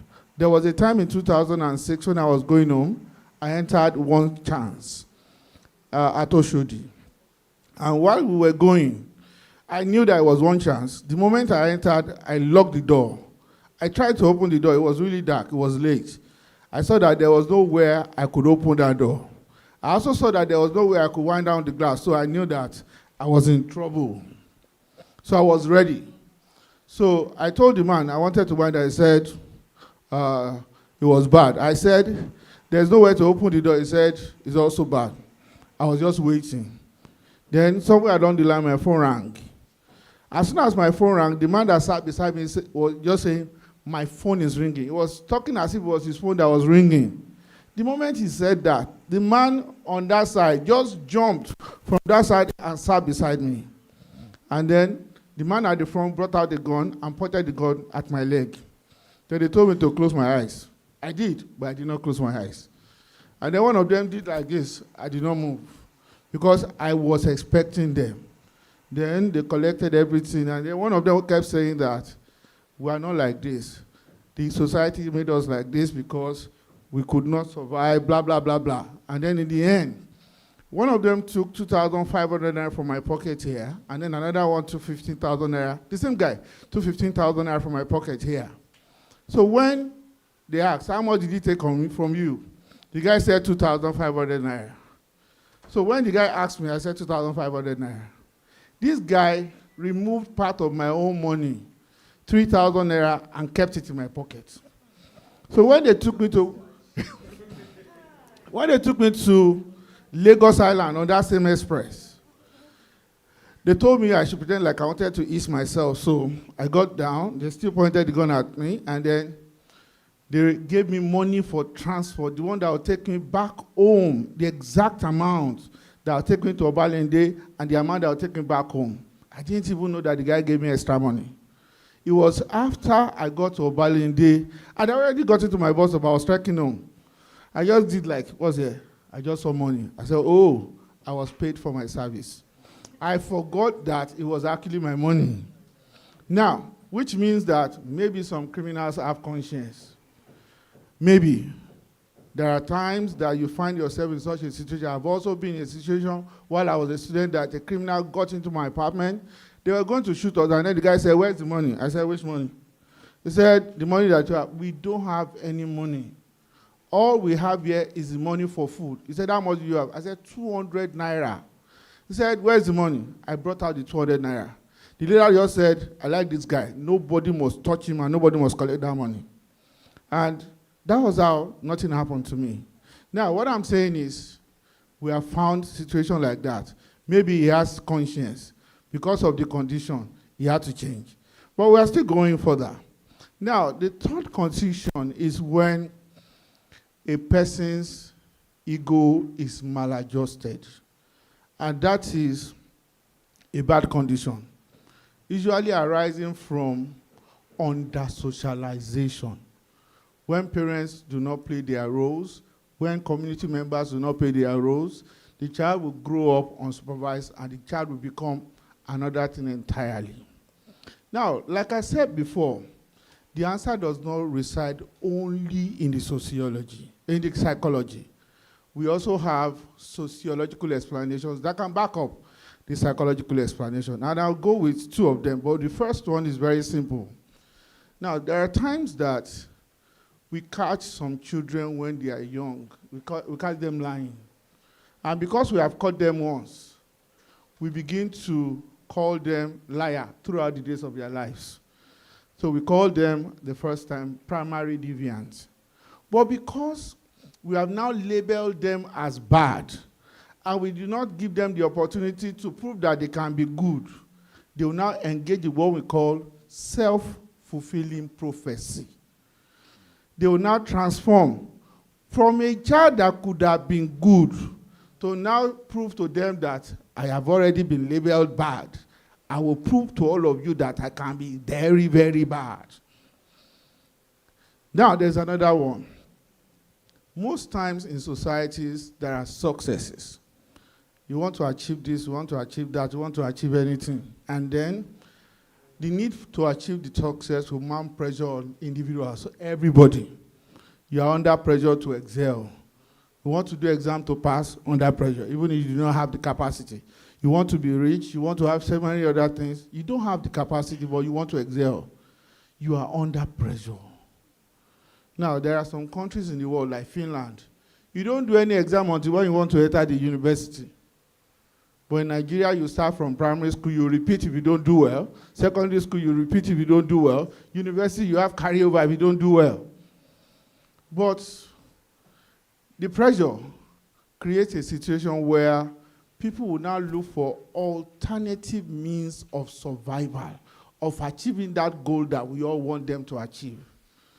So we have some people who were easily able to achieve the goal. We call them conformists. But we have some other people that we call innovationists. In their own case, they could not achieve the goal. They now look for another means to achieve that goal. We say that they have circumvented the means of achieving the goal.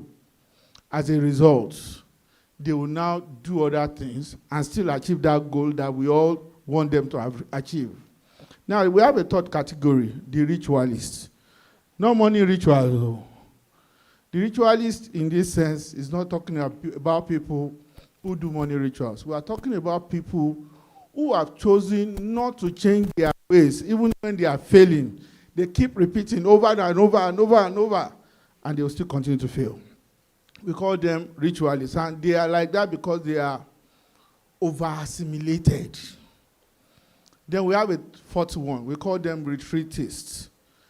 You know, failure is different from persistent failure.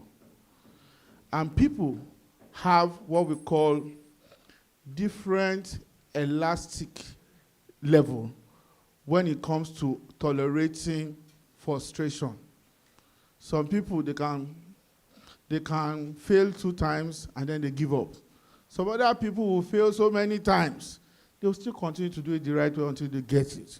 Now, so we have different level of frustration tolerance. Now, there are some people who have been frustrated, and because of that, they just give up. And then you find them going into alcoholism, going into drug addiction, going into rape, simply because they have tried the legitimate means. They have worked very hard, but then they have been frustrated by the system. Then we have the last category, still sociology. We call them the rebellion. They have tried, they have failed. But instead of becoming like the retreatists, they will now create their own means and their own goals. Now, if, for example, you are saying that the best way to marry is for you to marry the opposite sex, they become gay. Opposite sex is normal expectation. Gay is an abnormal expectation. Let me go to my same sex. Maybe it's even easier. Am I communicating now? You want me to be successful by getting a formal job, good job, working, saving. Why can't I do something else, become a thug, and still become successful? So generally, sometimes the pressures are from the society. But most times, I tell people that if we zero it on poverty, it is a mistake. Poverty is not exactly the cause for criminality, but it creates a condition under which people find it very difficult to resist temptation. There are a lot of people who have grown up in homes where there is poverty, and they still chose to follow the right path, and they became legitimately successful. Let me stop here. Let's put our hands together for Prof. How many of us felt like we were in a classroom for a minute there? Okay, so before I come to you, sirs, we had a citizen here that wanted to contribute, but I'm coming to you. Retired wing commander, somebody enjoyed your speech, and I want you to take note of this question, which you will respond to after she makes her comment. I am directing my question to the wing commander. The person saves their name, the person is a lawyer, and this is the question. From the benefit of your military experience, what is the effect of the command and control nature of the military in the fight against insecurity? That is, to what extent can a soldier issue his or her opinion to, question a directive of a superior, or even refuse to obey an obviously negative command? Do you have any lived experience in this regard? How does that affect the morale of the rank and file? I ask because from what you said, you told your 7 colleagues appears to me to be possible because you were no longer under the command nature. So please, I hope you took note of the question. So my sister, over to you. I was just about to.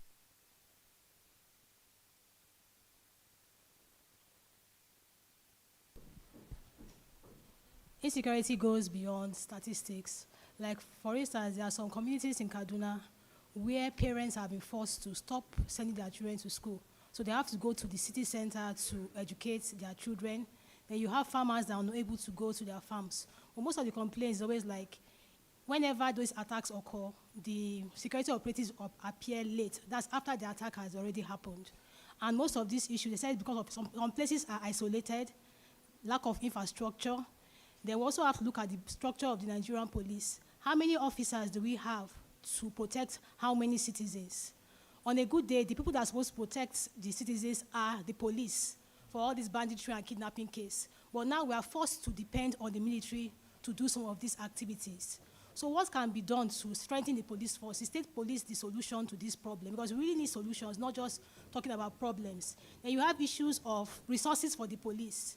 There are many cases that are on the police neck to investigate. So how many will they investigate? So what can be done to ensure that the police is well equipped? All right, thank you very much. That's a very brilliant submission. The issue of the size of the force, do we have enough men to attend to the issue? And, you know, even the men that we have, even if we have more than enough men, are they properly equipped to handle the situation? Of course, I'm not going to direct the question to the police first. I want another citizen who is also a security official to respond to that. Are you going to start? Okay. Good day, all. It's a pleasure to be in your midst. My name is Michael Oji, and I'm from the Vigilante Group of Nigeria. Okay, like we all know, the VGN, we operate more in the community. So to answer this question, is state police the solution to, you know, some of the problems majorly facing us, especially at the community level? Okay, I want to be very much practical because having been in the community, I just want to be very real, you know. You see, state police is okay, but it does not end there. I think we also need to look at the neighborhood. There is what we call like a neighborhood policing, which involves majorly the society, you know. So while we can have a kind of collaboration and cooperation, you know, with the that's the security enforcement, whichever one we have from the vigilante upward, you know, I think there is a big role that the society, the community, the household needs to play. Let me be practical. Take, for instance, we live in a particular, should I say street or road? This is a street. We have houses, linear, we have another houses, just as we are like this. You know, I think we need to take the business of security personal. I know because of the day-to-day, everybody is living in their homes, you know, just in a rush, maybe leaving it for your security guard, or nobody's checking who are the strangers around, or who are, I think neighborhood policing, neighborhood watch is very important. Every individual, every citizen must have a security conscious mind. In fact, we should be a security, support the government. Like putting up something like street lights, bringing out volunteers to look at some of these, we need to engage ourselves to a large extent, because this is where the problem actually lies. If we are able to solidify our our ground or our hood, you know, because these criminals, it's something they do. They first of all come in, they look at loopholes, they look at the faces, they look at, sometimes they may even come to our houses as, what do we call these, manual works like artisans, you know, and the rest of them, you know, and, you know, they have a network. They have a network outside. You may not see them on the day of the operation. So, but when we have this neighborhood watch, when we can identify and know this person is a stranger, or who is this person, I've been noticing him, and maybe we form a kind of WhatsApp group or an online group, or, you know, where we can report some of these things or make distress call, you know, earlier, so that the vigilante, the police can be able to handle this thing before they begin to escalate. But you see, we live in a community where we are all rushing out, late for work, we come back, nobody's having time to look at what's going on and that is where these guys now are able to penetrate. So I don't, state police is okay, but it goes beyond that. Thank you. All right, thank you so much. Another question. All of you, you are not talking. So what he describes works in urban areas and in city centers. Now, like some communities in Kaduna, the people are not folding their arms and watching those guys attack them. They are mounting patrols. There was a particular place, they said every 7:30, the women go into the rooms and the children go to sleep, but the men are outside there, standing guard and waiting in case there are any attacks. So I think the issue here is, how would the police collaborate with the citizens? Because them manning patrols, what equipment do they have? Some of them are using Dane guns, they are using sticks. And these bandits are coming with sophisticated weapons. So one security expert described this as a situation of those men that are guarding that place are like dead men walking, because they're not equipped. So how can the police work, or security agencies work closely with these communities that are heavily attacked? Because they said most of the times they hear about these attacks, they even call police or the military or anybody that, because sometimes they don't even have any channel of reporting. You ask them, who did you report to? They say, we reported to our traditional ruler, we reported to this, we reported to that. So there's no coordination, I think, between the citizens and the security or police. I want to understand what is the gap. Thank you so much. Do you have any other question?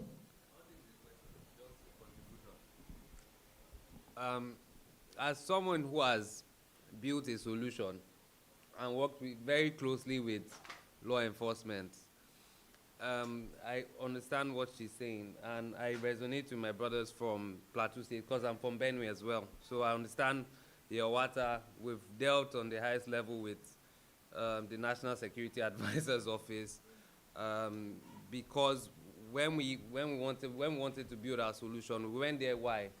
Because we felt that what Google did, a lot of people don't know this. In 1993, Sergey Brin, who's the owner of Google, the CIA actually built Google. A lot of people don't know that. So why we went to the NSA's office was we wanted a situation where we are supported as an independent private security company to be able to be supported by the highest security in the land, because we did not want a situation where AWS or Google would own our data. We wanted to build a for us, by us platform. So yeah, that's why we built Yawa. So Yawa was not only built because of just building a security solution. We wanted a situational awareness platform that would be able to reduce even the amount of insecurity, one.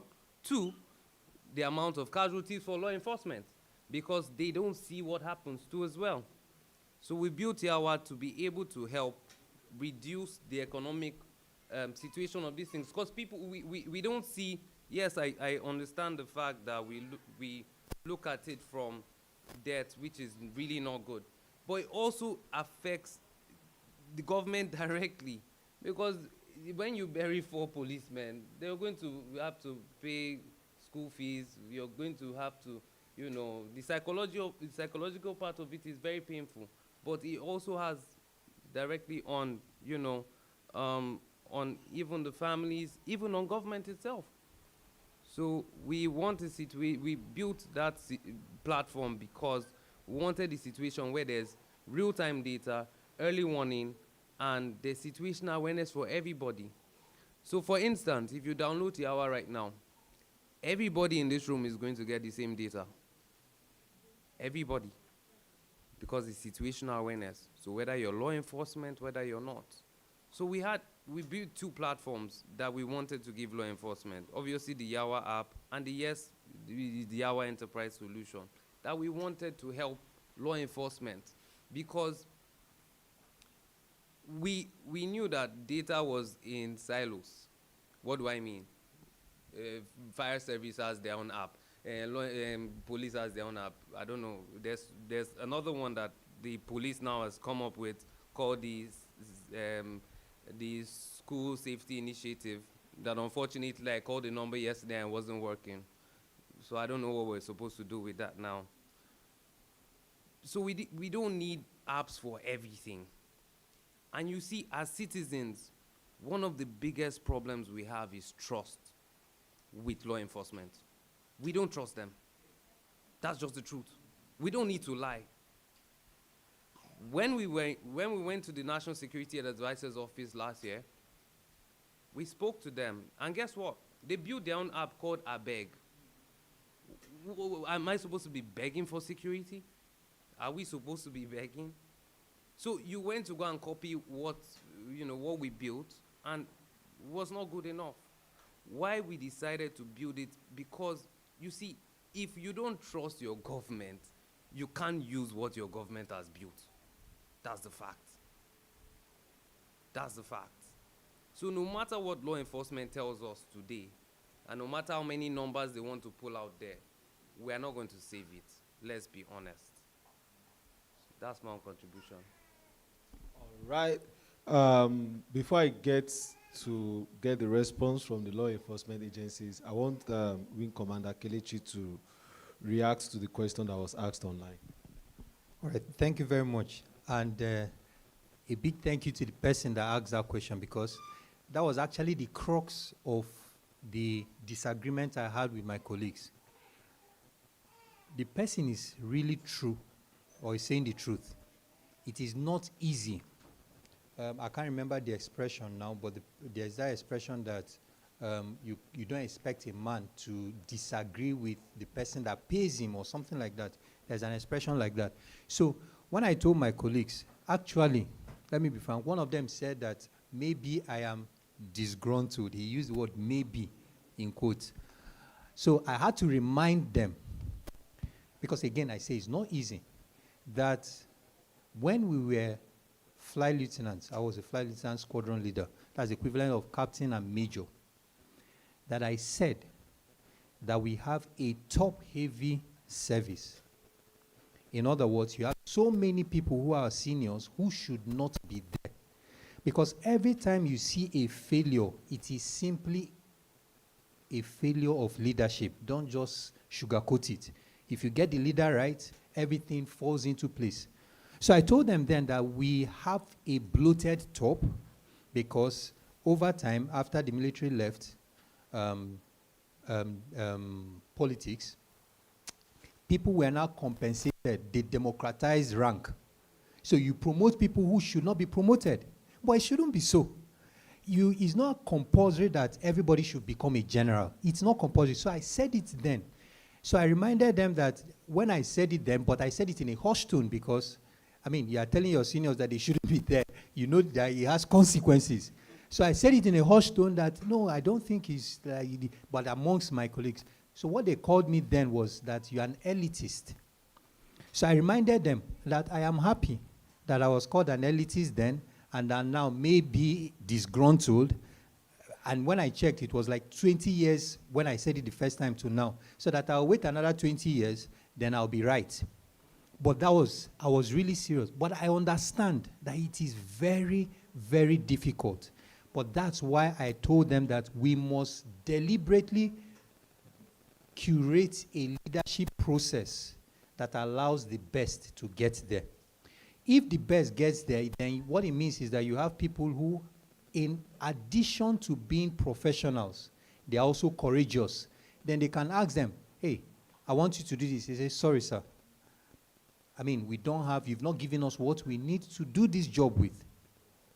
There are people that can, and I don't want to start calling names. It has happened in this country before. Somebody looked at somebody that was in charge and said, no, sir, I don't agree with you. There's nothing wrong. You should have that courage to be able to do that, but it doesn't come easy. And the other thing I also wanted to say was, I told my colleagues that I think part of the problem why this thing is difficult is because when people are rising to the top, they deliberately try to emasculate others financially so that people will always dance to your tune. So if the person controls your purse, controls your living, you are thinking, oh, I won't take care of my children, I won't send them to school and all that. So you can't say the truth. So we have to get the right people there, and those right people, again, must take care of everyone. The least amongst us must be taken care of, and then you have a situation that serves the best interest of everyone. So it is difficult, but we have to deliberately start raising people that get there. And by the way, talking about it now is not easy either. I'm talking about it now, it doesn't mean that it's easy. Somebody can talk about it and they think, I mean, everybody, I read it somewhere that the fundamental requirement for everything that succeeds is courage. If you don't have the courage to cast a new vision, you can't do it. If you don't have the courage to sit down and get to engage people and say, hey, guy, we are acting in silos, and I'm talking about citizens now. Don't even forget about the security agencies. Citizens, you are acting in silos, you are doing this on your own, let's collaborate. Even the people that should collaborate, if you don't have the courage to say, oh, my thing is small, but I can be a part of something bigger, we will still be in this. And I say it again, even for those of us in Abuja, there are so many things I wanted to talk about, but time will not allow us. Those of us in Abuja, it's important. If you understand how this thing is progressing, everybody must forget their little egos and work together to build that citizens-led intelligence network. Thank you very much. Thank you so much. I want to go to the DPO, and I want him to respond to as many things, because you kept taking notes. Even my notes no full reach. Okay, you have a short question. Hi. Sir, plenty questions for you. Good evening, everyone. So my name is Rekia Mohammed from Budget Foundation, but today I'm talking as a citizen. So from the, what's it called? When I came in, I met you giving us data. So when cases like this are reported, the officials, what do you people do? I think I need to know, because I've seen a situation where a case was reported about this lady from TVC News or something, where police said they don't have fuel in their cars. So things like this makes citizens not to trust you, no matter what you people do. Even at times when me as a civil society representative. Actually, the issue of trust, I want to say the new IGP is committed to giving Nigerians a police that is both professional and highly accountable. And honestly, we will need to trust the system. It may not be as it is. Okay, you don't trust the system. Take, for instance, you are robbed. Maybe they took your ID cards and stuff, and then you said, why should I report to the police? And then the same robbers entered another compound, robbed the people, drop your ID card. A week later, you are picked as an armed robber, and you will explain and explain. So there are instances where we need to believe in the system. We're actually trying, the IG will make it clear that our duty is to regain public trust. If you are regaining something, that means there's an issue already.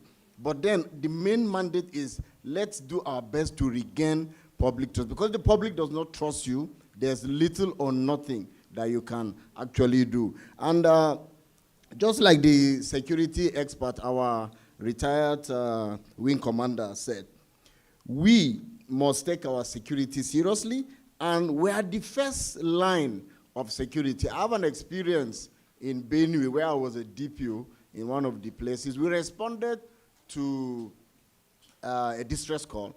We got to a primary school. There were like 2,000, or let's say like 500 youths and other community, just women and children, but the men were more. And in all honesty, none was carrying a cutlass. Okay, now, you have a community of farmers, and cutlass is a farming equipment or whatever.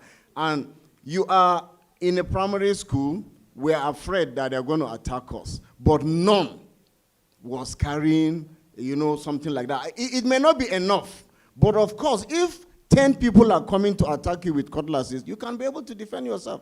I told them that, I said, no, you have farming equipment and utensils. You can carry that and start while you hold the ground before we will respond. So let's not take for granted that the first line of security is for us. Yes, we don't have the firepower to retaliate, but we can hold our line while the support team responds to your place. And then with my sister, she said, what is the police doing? How those people may not have the firepower of the criminals, and then how does the police collaborate with them? There is no, they will tell you, there is no neighborhood watch or any security outfit, as in the community-based security outfit, that is allowed to operate without the supervision of the police. Response time might not be quick, but the mandate is work in conjunction with the police, and we are working together. And there are instances when you want to respond.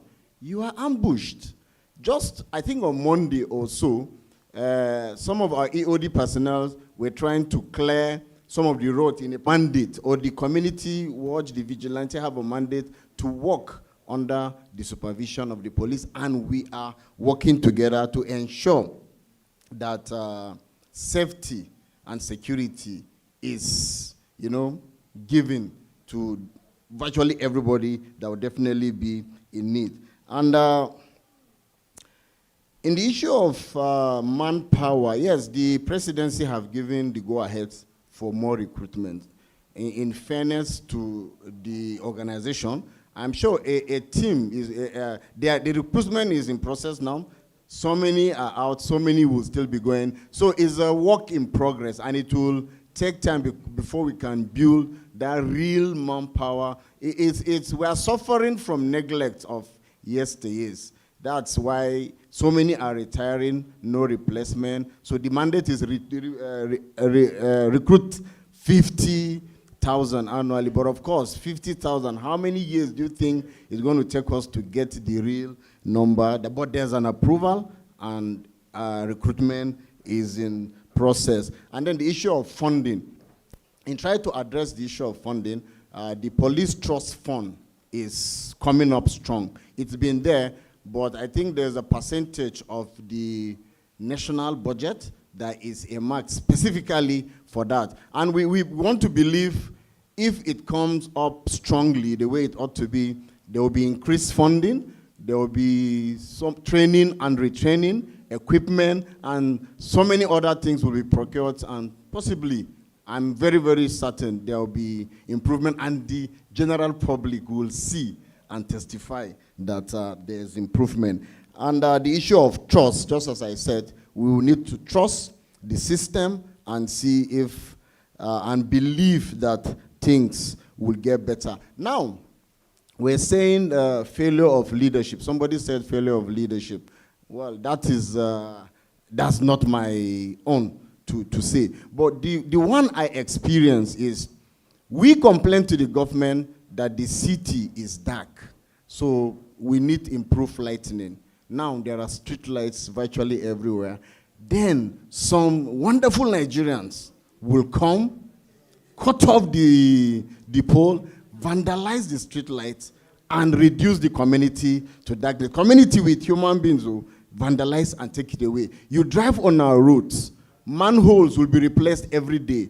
Some Babambola boys will vandalize it, take it to Panteka. So it's a contract, just as somebody said, we need to review it. It's something that we need to look at. We have a role to play as citizens. It's not just the government. If government provides, we should be able to protect it. I was DPO in Benue, where there's a rail track somewhere. Some people came and vandalized a new rail track. They removed it into so many kilometers, packed it in a bus, and we arrested them. You begin to wonder what is wrong with us. You're going to Kaduna, you see that they will remove some of these slippers and the train will derail. So the government has a role to play, but the citizens must see themselves as partners. It's only when we see ourselves as partner in progress that this thing will be known. So thank you so much. If there's any other thing that has not been addressed, but the thing is, I just want us to trust the system. We are working very hard to see that we regain that trust. And in doing that, we will need the support and collaboration of all. Thank you so much. Let's put hands together. Police is your friend. Put hands together for your friend. So I want two people to speak.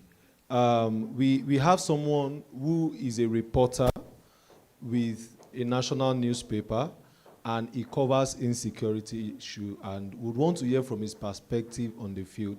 And there's also someone from an affected community that I also want us to hear from. But before we do that, and I want the two of them to be ready to speak. Before we do that, we created a form because now that we are talking about the issue of trust, please, if you can look in my direction, for the screen. So we created this form, and just to hear from you. So if you have a phone that can scan a QR code, scan. But if you don't have a phone that can scan a QR code, I would want us to do a chorus answer kind of a thing, and I will put some people on the spot to get the energy in the room, just for us to understand our role as citizens in some of these things. So for those of us that can scan the QR code, let's scan the QR code and fill the form. We will collate the response. But for those of us that are in the room, let's follow. So the go up first. No. You see, it's waiting you go do, right? And it's about insecurity. Waiting you go do. When wahala land, who do you become? Find your civic security archetype. And the idea is for us to know how we have actually been thinking around insecurity issues. So let's start. I want us to do this very quickly. So, safety experience. The first question. Late one evening, can we remove for those of the QR code is going so that the screen can be zoom in a bit. Late one evening, you notice a group of unfamiliar men gathering at the abandoned compound 2 doors from your house. 3 of them appear armed. What do you do? Remember, the title of this question is Waiting You Go Do. Option A, call the police. Give the address and a clear description. Option B, alert your neighbors and organize a quiet watch through the night. And you can see that some of the options are things that have been discussed here, some of the things that have been suggested, and some of the things that citizens say they've been doing. Option C, like me, lock everything, switch off lights, stay indoors, this is not your fight. Option D, maybe like me again, pray fervently and commit your household to God's protection. Can you give somebody mic? Which option are you going for? I would like to hear from us. Which option are you going for? Option A. Which is to call the police. Who else will go for option A? B. Which is alert your neighbors. Go to the next question. Amara has noticed suspicious activities in her community that she believes could escalate into violence. She is unsure whether to report or stay quiet to avoid trouble. What should she do? Option A, report through a trusted anonymous channel. Silence helps the wrong people. Option B, tell community elders or our ward councillor first. Let them carry it. Option C, wait, talk is risky. Only act if something actually happens. Option D, move our family out of the area until things settle. Again, what option are you going for? Option B. Option B, another person. Option B, another person. Option B. Are you sure you know what option B is? Yes. Okay. Select option B and let's go. Now, Tobe wonders why insecurity has persisted in his community despite all the government interventions. What feels truest to you? B, A, the system itself is broken, and this can mean funding leaks, that is, the money that is supposed to get to the police, to all our security agencies, is not getting to them. No accountability, no political will. That's A. Option B, citizens do not cooperate enough. People see things and say nothing. Option C, government does not really try. They benefit from the chaos. Option D, it is a spiritual matter. Our nation needs deliverance, not just policy. What option are you going for? B, sir. B, citizens do not cooperate enough. What options are you going for? B. Option B. Where is the person? B. Yeah. Citizens do not cooperate enough. Which option? B. B. C. C. That means C is the most popular. Government does not really try. They benefit from the chaos. Pick option C and let's go. A soldier at a roadblock demands your phone. Please, let's pay attention. For verification, that's what they are demanding your phone for. You know your rights. The line behind you is growing, that is traffic. What do? Politely refuse and cite your rights under the Constitution. Option B, hand it over. The line, the edict is not worth it. Option C, ask politely for his name, unit, and the reason why he's asking for your phone. Note them down visibly. Option D, wait it out in silence. See what he does next. Option C. Wait. A. C, what is option C? Ask politely for his name, unit, and the reason. C. The C's have it. So I hope some of us got this. We'll probably share the link with us to also get our feedback. Now, your area is starting a community vigilante group. Every household is asked to contribute 5,000 naira monthly. What is your move? Pay and offer to sit on the planning committee. B, pay, but I won't get personally involved. C, refuse. This is the government's jobs. Privatizing security is the problem. Option D, wait for the elders or your faith leader to weigh in before deciding. Option A, pay and offer to sit on the planning committee. Let's go to the next question. Your sister was robbed at gunpoint last night. I mean, Prof has already narrated a similar experience. The police haven't responded after 8 hours. A friend asked the LGA chairman's number, political connection. Do you call? That is, do you call the LGA chairman? Or maybe if you have any connection or something. Yes, right now. Skip the queue, get the response. B, no. Use formal channels. Cutting corners reinforces the problem. C, no. They never help. What's the use? D, first call your prayer group, then decide. A. Another person? A. The A's have it. Yes, right now. Of these reasons for insecurity in Nigeria, which feels most true to you? Poverty. Don't forget what Prof told us. Aha. But I'm not going to influence your answer. Poverty, unemployment, and broken local economies. Corruption inside the very security agencies meant to protect us. Citizens not speaking up or cooperating with the authorities. Political interference and elite interest benefiting from chaos. Wait. You have to pick just one option, obviously. Which option? B and D. B and D. Yes. So the way this works is that let's listen to the instruction. Which is most true to you. It means that all the options here have been identified as contributing to the problem. But which one do you rank highest? D.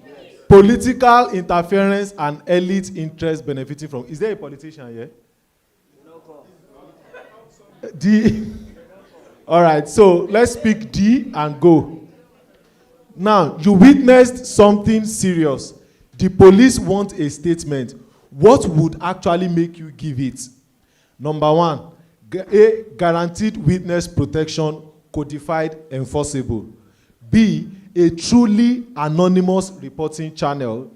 C, nothing extra needed, I'd give it, it's my duty. D, honestly, nothing will change my mind, I would not give it.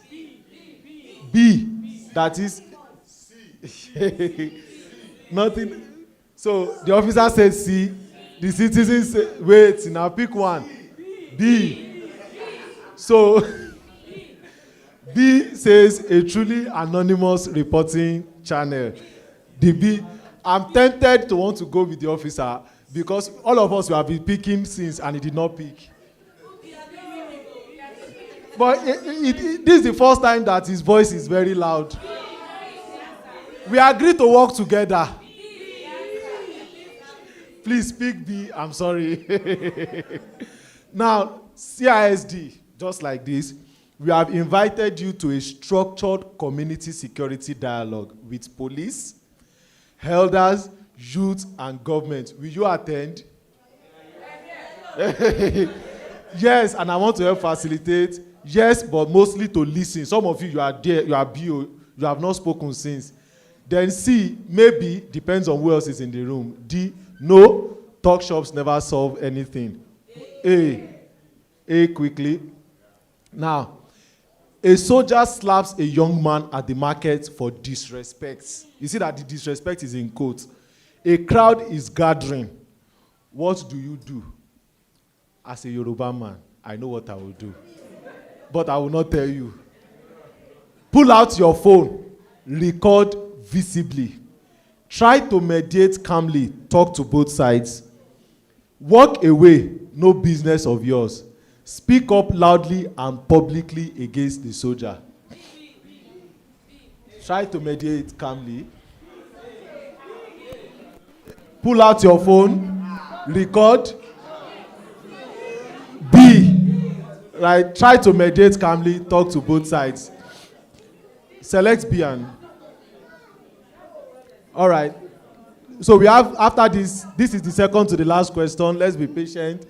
Your area calls a meeting on a recent crime. You are invited. Do you go? Yes, and I'm bringing prepared notes. Just like our DPO has been taking notes. Be a responsible citizen. I'm going with what? Prepared notes. B, yes, I will listen quietly and observe. C, send my spouse or older child, not me. This sounds like which gender? The men. The men will send their wives to the meeting. High five. Then D, no, these meetings never go anywhere. A, yes, and I'm bringing prepared notes. And finally, now, after this will reveal who we all are. One thing citizens can do starting now to improve security. Pick the answer closest to yours. A, report what we see. Silence is the soil. B, organize ourselves at neighborhood level. C, hold government and security forces accountable. D, build trust between neighbors. Know who lives next door. As we can see, all the options are things we must do. But which one do you want us to pick as the most important? You people, I'm suspecting you people in this front. You are always the loudest voice. Or is it because you are close to me? Hey, the people at the back. Back office. Report what we see. Silence is the soil. Oh yeah, pick A. Now, we are trying, internet, don't do this. So we are trying to decode our archetype. I hope internet, good. So we all showed up as what? The mobilizer. Where you stand, 10 others gather. That means you don't go alone. Click on it to flip. Click on this. Yeah, click. Now, what is your posture? When wahala lands, you do not wait. You organize, you know the people know you. Community. Strength, convening power, organizing muscle, courage in the open. Blind spot. Your blind spot is that you are mobilizing without structure and can drift toward vigilante action. What do we suggest? Channel the energy through legitimate platforms. And what is your civic role as a mobilizer? Mobilizers are how community security dialogues actually happen. We need you in the room, and of course, thank you so much for being in the room. So, like I said, let's put hands together for ourselves. For everybody that registered, we are still going to send this link to you, and we are getting close to rounding up, but I want these two people to speak. First, I want to hear from the citizen and from our journalist in the room that covers insecurity issues. However, my friend that wants to speak is also from an affected community in Plateau State. He's going to speak to us in Hausa language, and I need somebody who is very, very fluent and can help us summarize whatever he says to volunteer. I don't want his brother to volunteer. I want somebody. We don't have any native Hausa speaker in the room. Nobody to volunteer. Nobody speaks Hausa here. Okay, you? All right, sir. Okay. I greet you all in Jesus' name. And I want to take this opportunity to share my story and things that occur in our community. And I will use Hausa language. And my sister here, he will help me interpret it. I by name Pastor Moses Kwa Mondi. And an haife ni wani kauye mai suna Jiri. The village, the video that we're watching here is my community. The first video that we started watching. I want to give the story of things that happen in this village. And a lokacin nan an attack in Jiri in 2016. A lokacin nan ina kan rubuta wayek. Rana da an attack in Jiri. Rana ne da zan je in karasa rubuta wayek. A lokacin nan muna hanyar dawo zuwa gida. Ashe akwai damuwa a gida ba mu sani ba. And ashe an kashe wasu mutane a anguwanmu. Ina hanya dawa kenan sai aka yi mana attack a hanya. By that time, I thank God that He helped me and He saved me. And a lokacin nan kafin shiga gida na samu kaina kajere wando na shiga da shi gida. I don't know what happened. Only God knows it. And da zan shiga gida na samu mutane na sura sun zo sun yayanka gonaki. Bayan da sun yayanka gonaki kuma sun tafi mun doka ko sun tafi duka ne sai sun sake dawo kuma.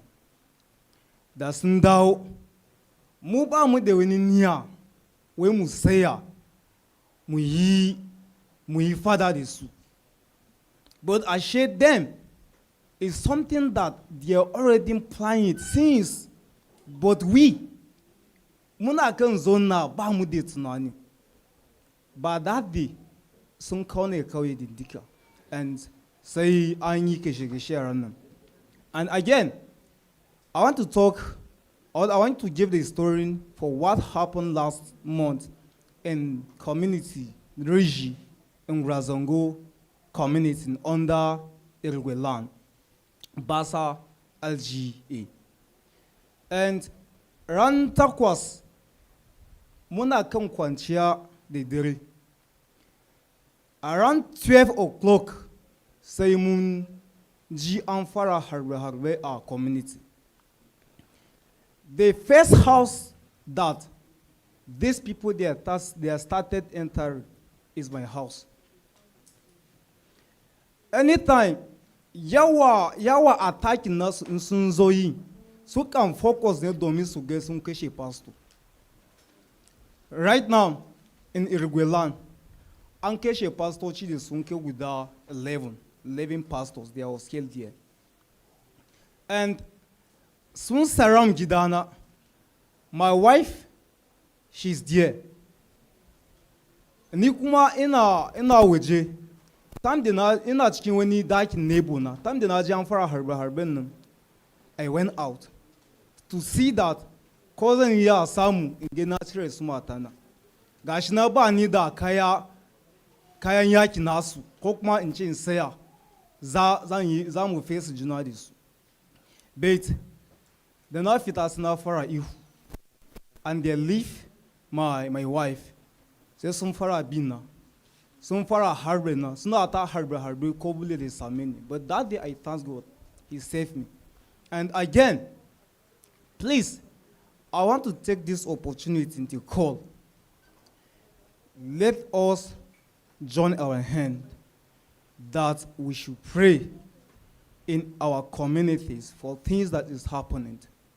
Right now, my community, trauma is already entered them. They are not having a full confidence that they should stay in the community. Please, let us join hands. And I want to add something for what happened in our community. Yanzu na fara jin tsoro in gain security in ce wai zan yi kusa da su. Why? There was an attack that they did within our community. By the time these people they enter in the community, the police and soldiers, they started calling people, come, we will save you guys, come, we will save you guys. And we enter rooms, we can reach 58 in numbers. And when we enter that room, the soldiers and police, they closed the room and they left. That day in that room, they are killing 37 people. But then, they left. Anytime if I see a police or soldier, the thing, please, God is not old while this thing that is occur. Please, let's join hands and pray together. Please, Mom, we need your help. My community right now, we will leave the community. They face my community, we leave the community. Nabi kuma za ina pastor our new community. If there's any action, we will leave the community. Thank you, God bless you. Okay, thank you so much, sir. Thank you for sharing your story. So we would ask our sister to just briefly summarize what he said for us in English. All right, so in brief, he said he's born in a village, and the video we watched first when we arrived at the hall was the video from his community. They attacked his community in 2016. He was writing WAEC on the day of the attack, and that was his last paper. On his way home, there was a terrible attack in their home, and they don't know. They've killed most people in their community, and they also attacked them on the road. But they were lucky that God saved them that day. So before he got home, he saw that they had already attacked and caught people, and they thought that those attackers had left, but they did not, and they returned and told them that they should fight them. They have been planning this since, but the community members have no knowledge. And he said last month in Rigi community, Basa LGA, on the 8th, they were sleeping around 12 a.m. They had gunshots. The first house that was attacked was his own house. All the attack all the attack, they said they must kill pastor at every attack. They have killed 11 pastors so far. They surrounded his house and his wife was inside and he was in his neighbor's house. When he ran outside to see how he could save his family, he couldn't, but they started chasing him and shooting at him. And he said, let's all join hands together, let's pray for our community because their community is traumatized. And now currently, he said they are scared of security men and they don't want to get close to them. And he mentioned police and soldier because there was a day they attacked them and police and soldier were calling all of them to come into a room. They all gathered into a room. They were 58 in number. Police and soldier men left them and the attackers killed 37 people that day. So that's all in brief. Thank you. Thank you so much, sister. So we will just hear from our journalist who is always in the field, right? So. All right, thank you very much. My name is Yakubu Mohammed. I work for Premium Times newspaper. I would like to start from the last experience narrated. I usually say I've been covering conflict for at least 8 years. So my understanding is that the Nigerian government have a poor understanding of what we are facing. The police officers are here, ex-military person was here. So we need to understand what kind of conflict we are facing. The some conflicts are peculiar to some region. And by the time you skip some things, you are getting it wrong totally. If you meet my prof is here, there is what we call conflict tree. All you just hear is about attack, attack, attack. Conflict tree, you have the root, right? When you look at a tree, what do you see? The branches, the trunk, like you see the root, the stem. So we use this tree to explain what conflict is. Back to Plateau. I don't want to go by looking at the stories we have written or the data. I just want us to have a kind of, the topic is just about from fear to safety, right?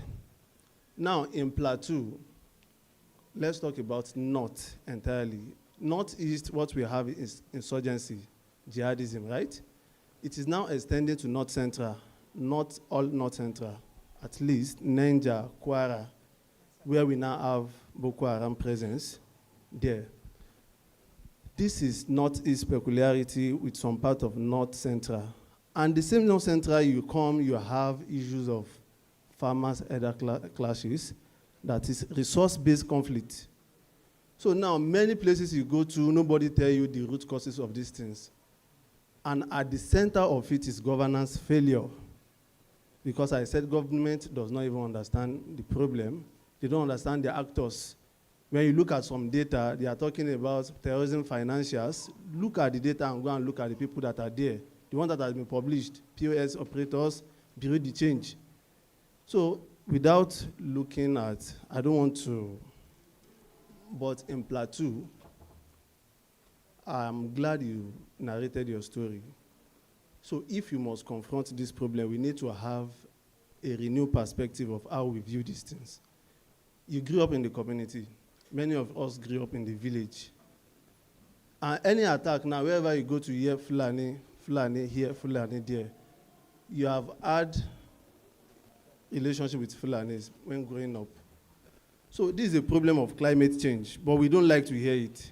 It started from climate change. People were migrating because they are lacking land to farm, no water. I've been to Mangu, I've been to Miangu. Many of our communities have been there. So the north central problem, like the middle belt problem, is not just what you are seeing. There's ethnic tension, religious tension. But before these tensions, what did we see? Climate change. The interventions that were there, what happened to them? So I will say many of us have talked about community early warning system and all. The problem is safety. Nigerians' journey from fear to safety is not achieved by force alone, right? It is a system that we have to come. I'm surprised we don't have a representative of the government here. When I make government, I'm not talking. Looking at this problem, let's profile a solution. Now we are at a stage, an age where terrorists can do live stream videos. They do whatever. I published a report last week of how we are able to track more than 20 accounts of terrorists operating on TikTok. So this account, before TikTok introduced their transparency policy, we have had many accounts. And what the Nigerian government does, including what they just do, they report to TikTok that take this thing down. Then we compare it to what Europe has done. They don't just take down. You get the account, analyze the data, who are those connected. Before you become a fighter, I'm sorry, anybody can become a rebel, but you don't believe it. Before people become fighters, they start seeing jihadist messages online. It starts resonating with them. I don't want to point to you directly, but by the time that now you said, okay, I don't want to point to you, but in many communities, we don't trust the police. So now, presence of security is not there. And in places like Sokoto and the rest, places I've been to, by the time you have the absence of the governance absence, what you see is jihadists coming in, bandits coming in to offer protection. That's the story of Lakurawa. That's the story of Boko Haram in North Central. So, like I said, we are not ready yet to move ahead. This problem is a multifaceted problem. There is climate change, right? And in some places, when we are talking about attacks, let's give the nuances. Let's explain these nuances. So we don't cause, because the fear will continue. Many of us see Fulani now, and we are afraid. Look at what happened in Oyo, then the extension to Osun. So, in close, and when it started, Olufalaye was kidnapped in 2015, right? Or 2017. In the space of weeks, the abductors were arrested. They were tracked. But where is that system today? Right? It has become a cliche to say there is no governance will, there is no political will to tackle insecurity. But let's open it. There have been budgets, there have been initiatives. But what happened to these systems? Right? Then there must be interoperability between security agencies. That is the major problem. Community warning systems are there. But when you send it, for instance, you send it to vigilante, how does the vigilante tell a soldier that I received this, let's go? So information are in silos, right? We need to have a unified system and a very secure reporting system. We have seen situations where people report and in the next attack, they kill them. Who give the information? So it's a very confused situation, and the time to talk about the real picture is not there. But you can always follow up what we do at Premium Times. Our conflict reporting project with CJD, you can follow up what we are doing. And lastly, in local communities where there is no government, what you are creating is that local communities need economy. When jihadists take over national parks and the rest, and the security are not there, an entire community is likely to be recruited into that same insecurity or jihadism or terrorism we are talking about, because they must survive. Illegal mining, illegal logging. There are people that supply logistic drinks. Thank you very much. Let's put our hands together for him. Again, what we hope to achieve with Civic Talks is not a start and stop conversation. It's to ignite a conversation that must continue. And that is why we are providing channels of communication.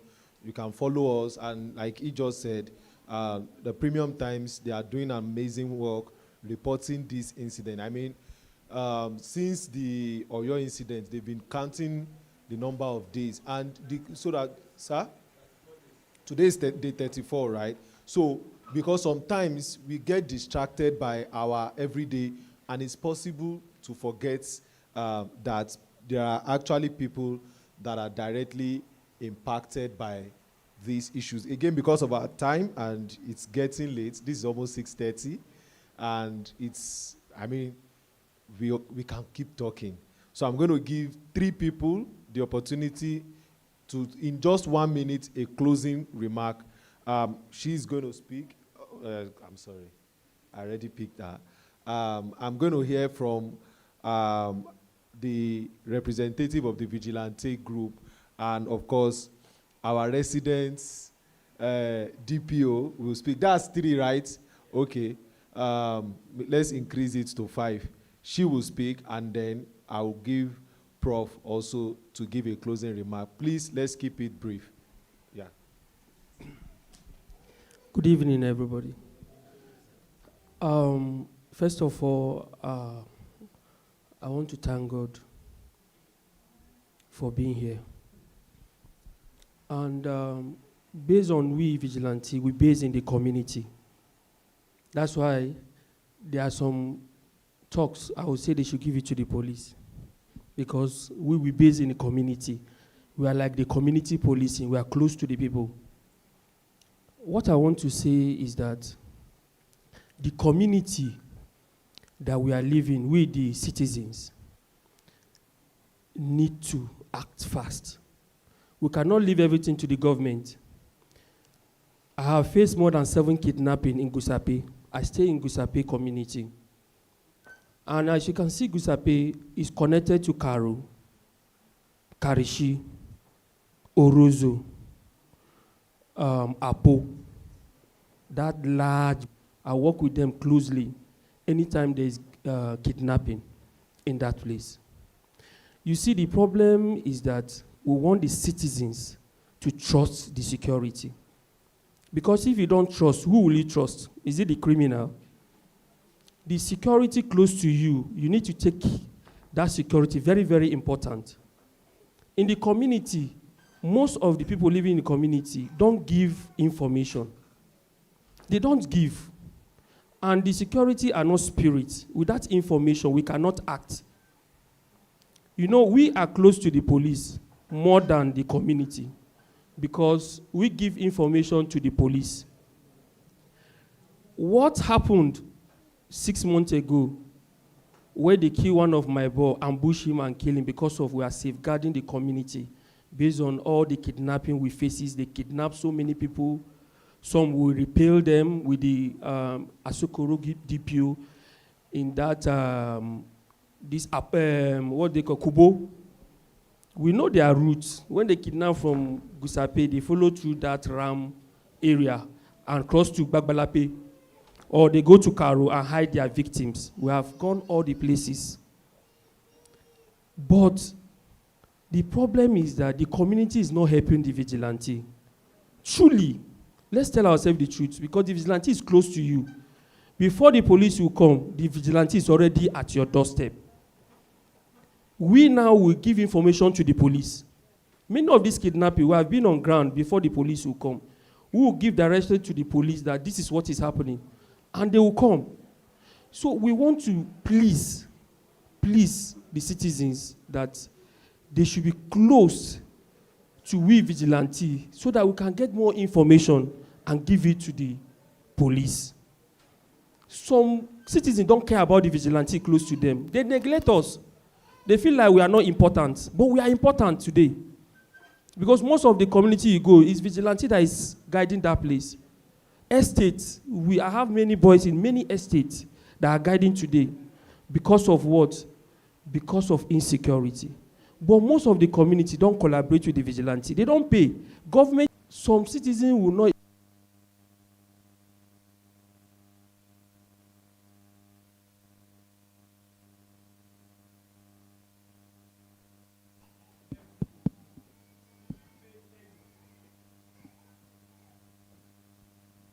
To even pay penny will be very, very difficult. How would they work? They have family. And something will happen now, you start blaming the vigilante or the police. The police cannot be everywhere. Most of them, they are in the community, they are in the city. They have many things to do. We are their eyes. They are our father. Anything that happens, we give them information. But the citizens are not helping. Please, I'm begging you in the name of God. anybody that is in the community or everywhere is staying, you should always take security very, very important. Because if they kidnap you, you pay 50 million, 100 million. But to fund vigilante is a problem. We'll be begging up and down every community. Some people will not even listen to us. And they want security. It's not possible. So please, I beg you in the name of God, everybody should try and get closer to the vigilante and the police so that we can safeguard Nigeria as a whole. Thank you very much.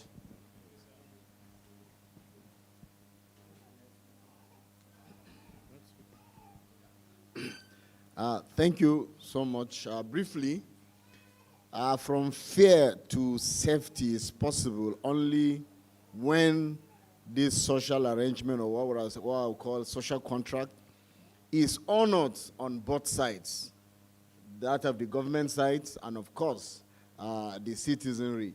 And in the survey we took here, you will see that we are guilty of mobilizing without structure. Please, when we mobilize, we should call those who have the legitimate mandate to respond with an equal firepower so that the matter will be addressed. We will display police emergency numbers. Just try and pick it. If there's anything, if somebody calls you, there's a problem in their place, please tell the person to call this number. In all honesty, there will be response. In all sincerity, there will be response. So let's trust and believe and have this number handy. When we do that, I think they will come to our rescue. And then for the journalists, I want to say, not too long ago, the FCT Police Command tracked and arrested some of these young men. They are always brandishing weapons and displaying money on TikTok. These kidnappers that will snap with weapon and whatever, they arrested some and they were even paraded. So we are going after them. Don't just say they come on TikTok and play and display weapon and money and nothing is being done. No, we've arrested severally. It's out there in the media space. You can check and you will confirm. Thank you so much. Thank you so much, sir. Thank you to each and every one of... Okay, you're supposed to speak, right? Hey, who was the first person? Okay, sharp. Okay, so we can still believe in the system, but still, you need to protect yourself. Be the police of yourself. Don't wait for the government. The government cannot do it alone. You need to protect yourself. Please, work with the vigilante. They are very effective. I can guarantee that. I work with them a lot. Please have their numbers around your community. Work with them. They are the first people to save you before the police that. And again, please, this public transport, please be careful, be aware. So let's guide ourselves. Thank you. Good evening, everyone. I just have a brief submission to wrap up. So obviously, from our discussions here, it's obvious that there is a communication gap between the citizens and the law enforcement. So I'm just trying to make an encouragement that there should be strengthened communication between the community members, the citizens, and the law enforcement that have the mandate to protect them. And we should focus on shifting the mindset from state protection to human security. Civic responsibility is a two-way street. It's not just the government's responsibility alone, it's also the responsibility of citizens as well. And by helping to effect such civic responsibility, we should strengthen communication between the community members and the law enforcement that are mandated to protect citizens. Thank you. Thank you so much. Thank you very much. I'm not going to say much, but it is important for us to understand that we need to reconceive what we call security. Most times, people assume that security is merely protection of lives and properties, when in reality, security is much more than that. Planning is security, collection of intelligence is security, neutralization of threat is security, and that is why sometimes you have reactive security strategy, you have proactive security strategy, and we also have the prospective security strategy. The case of Nigeria is not something that is new to all of us. One Chance was very popular in Lagos a long time ago, and it's still there. In Abuja, I think it's relatively new, but then I feel that whether we're in Lagos, in Abuja, in Lokoja, in Ibadan, and for as long as we are in Nigeria, we all have roles to play. What is most important is beyond some of the things that we have said, but then security education is very important. If we educate the citizens, it will be easier for them to understand all that we are putting in place. And believe me, if that education is adequate, the trust will continue to breed, because the trust is almost gone, it's almost zero, but we have to build that trust so that we can have the Nigeria that we want.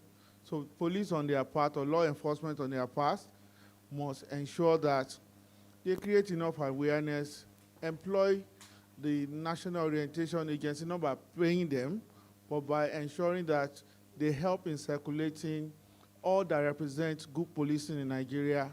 And I tell people, I've worked with police at all levels. Before coming here, I was with the IGP. And I know that all over the world we have bad police. All over the world we also have good police. So we cannot generalize that all police in Nigeria are bad. It is the same everywhere.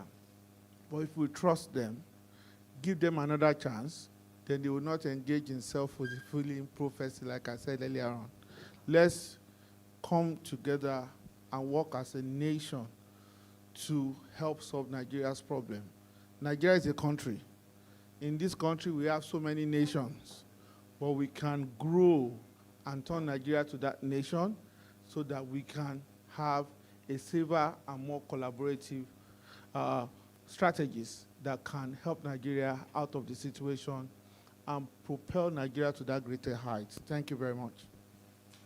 Thank you so much, Prof. And thank you to each and every one of us that came here today. I mean, this conversation is one that needed to be had, and we all came here and lended our voice. And we say thank you so much. So you guys can follow us on our social media. I don't know if we can put it up. Toby, can we have our social media handles up, please? So, and our next Civic Talks, this is a quarterly event, so we just had one in June. The next one will be in September, and definitely would reach out to each and every one of you so that you can join us next time for our next edition on Civic Talks. So thank you so much. I'm so sorry that we stayed a little bit longer than we were supposed to, but thank you so much, and we hope to see you in our next edition of Civic Talks.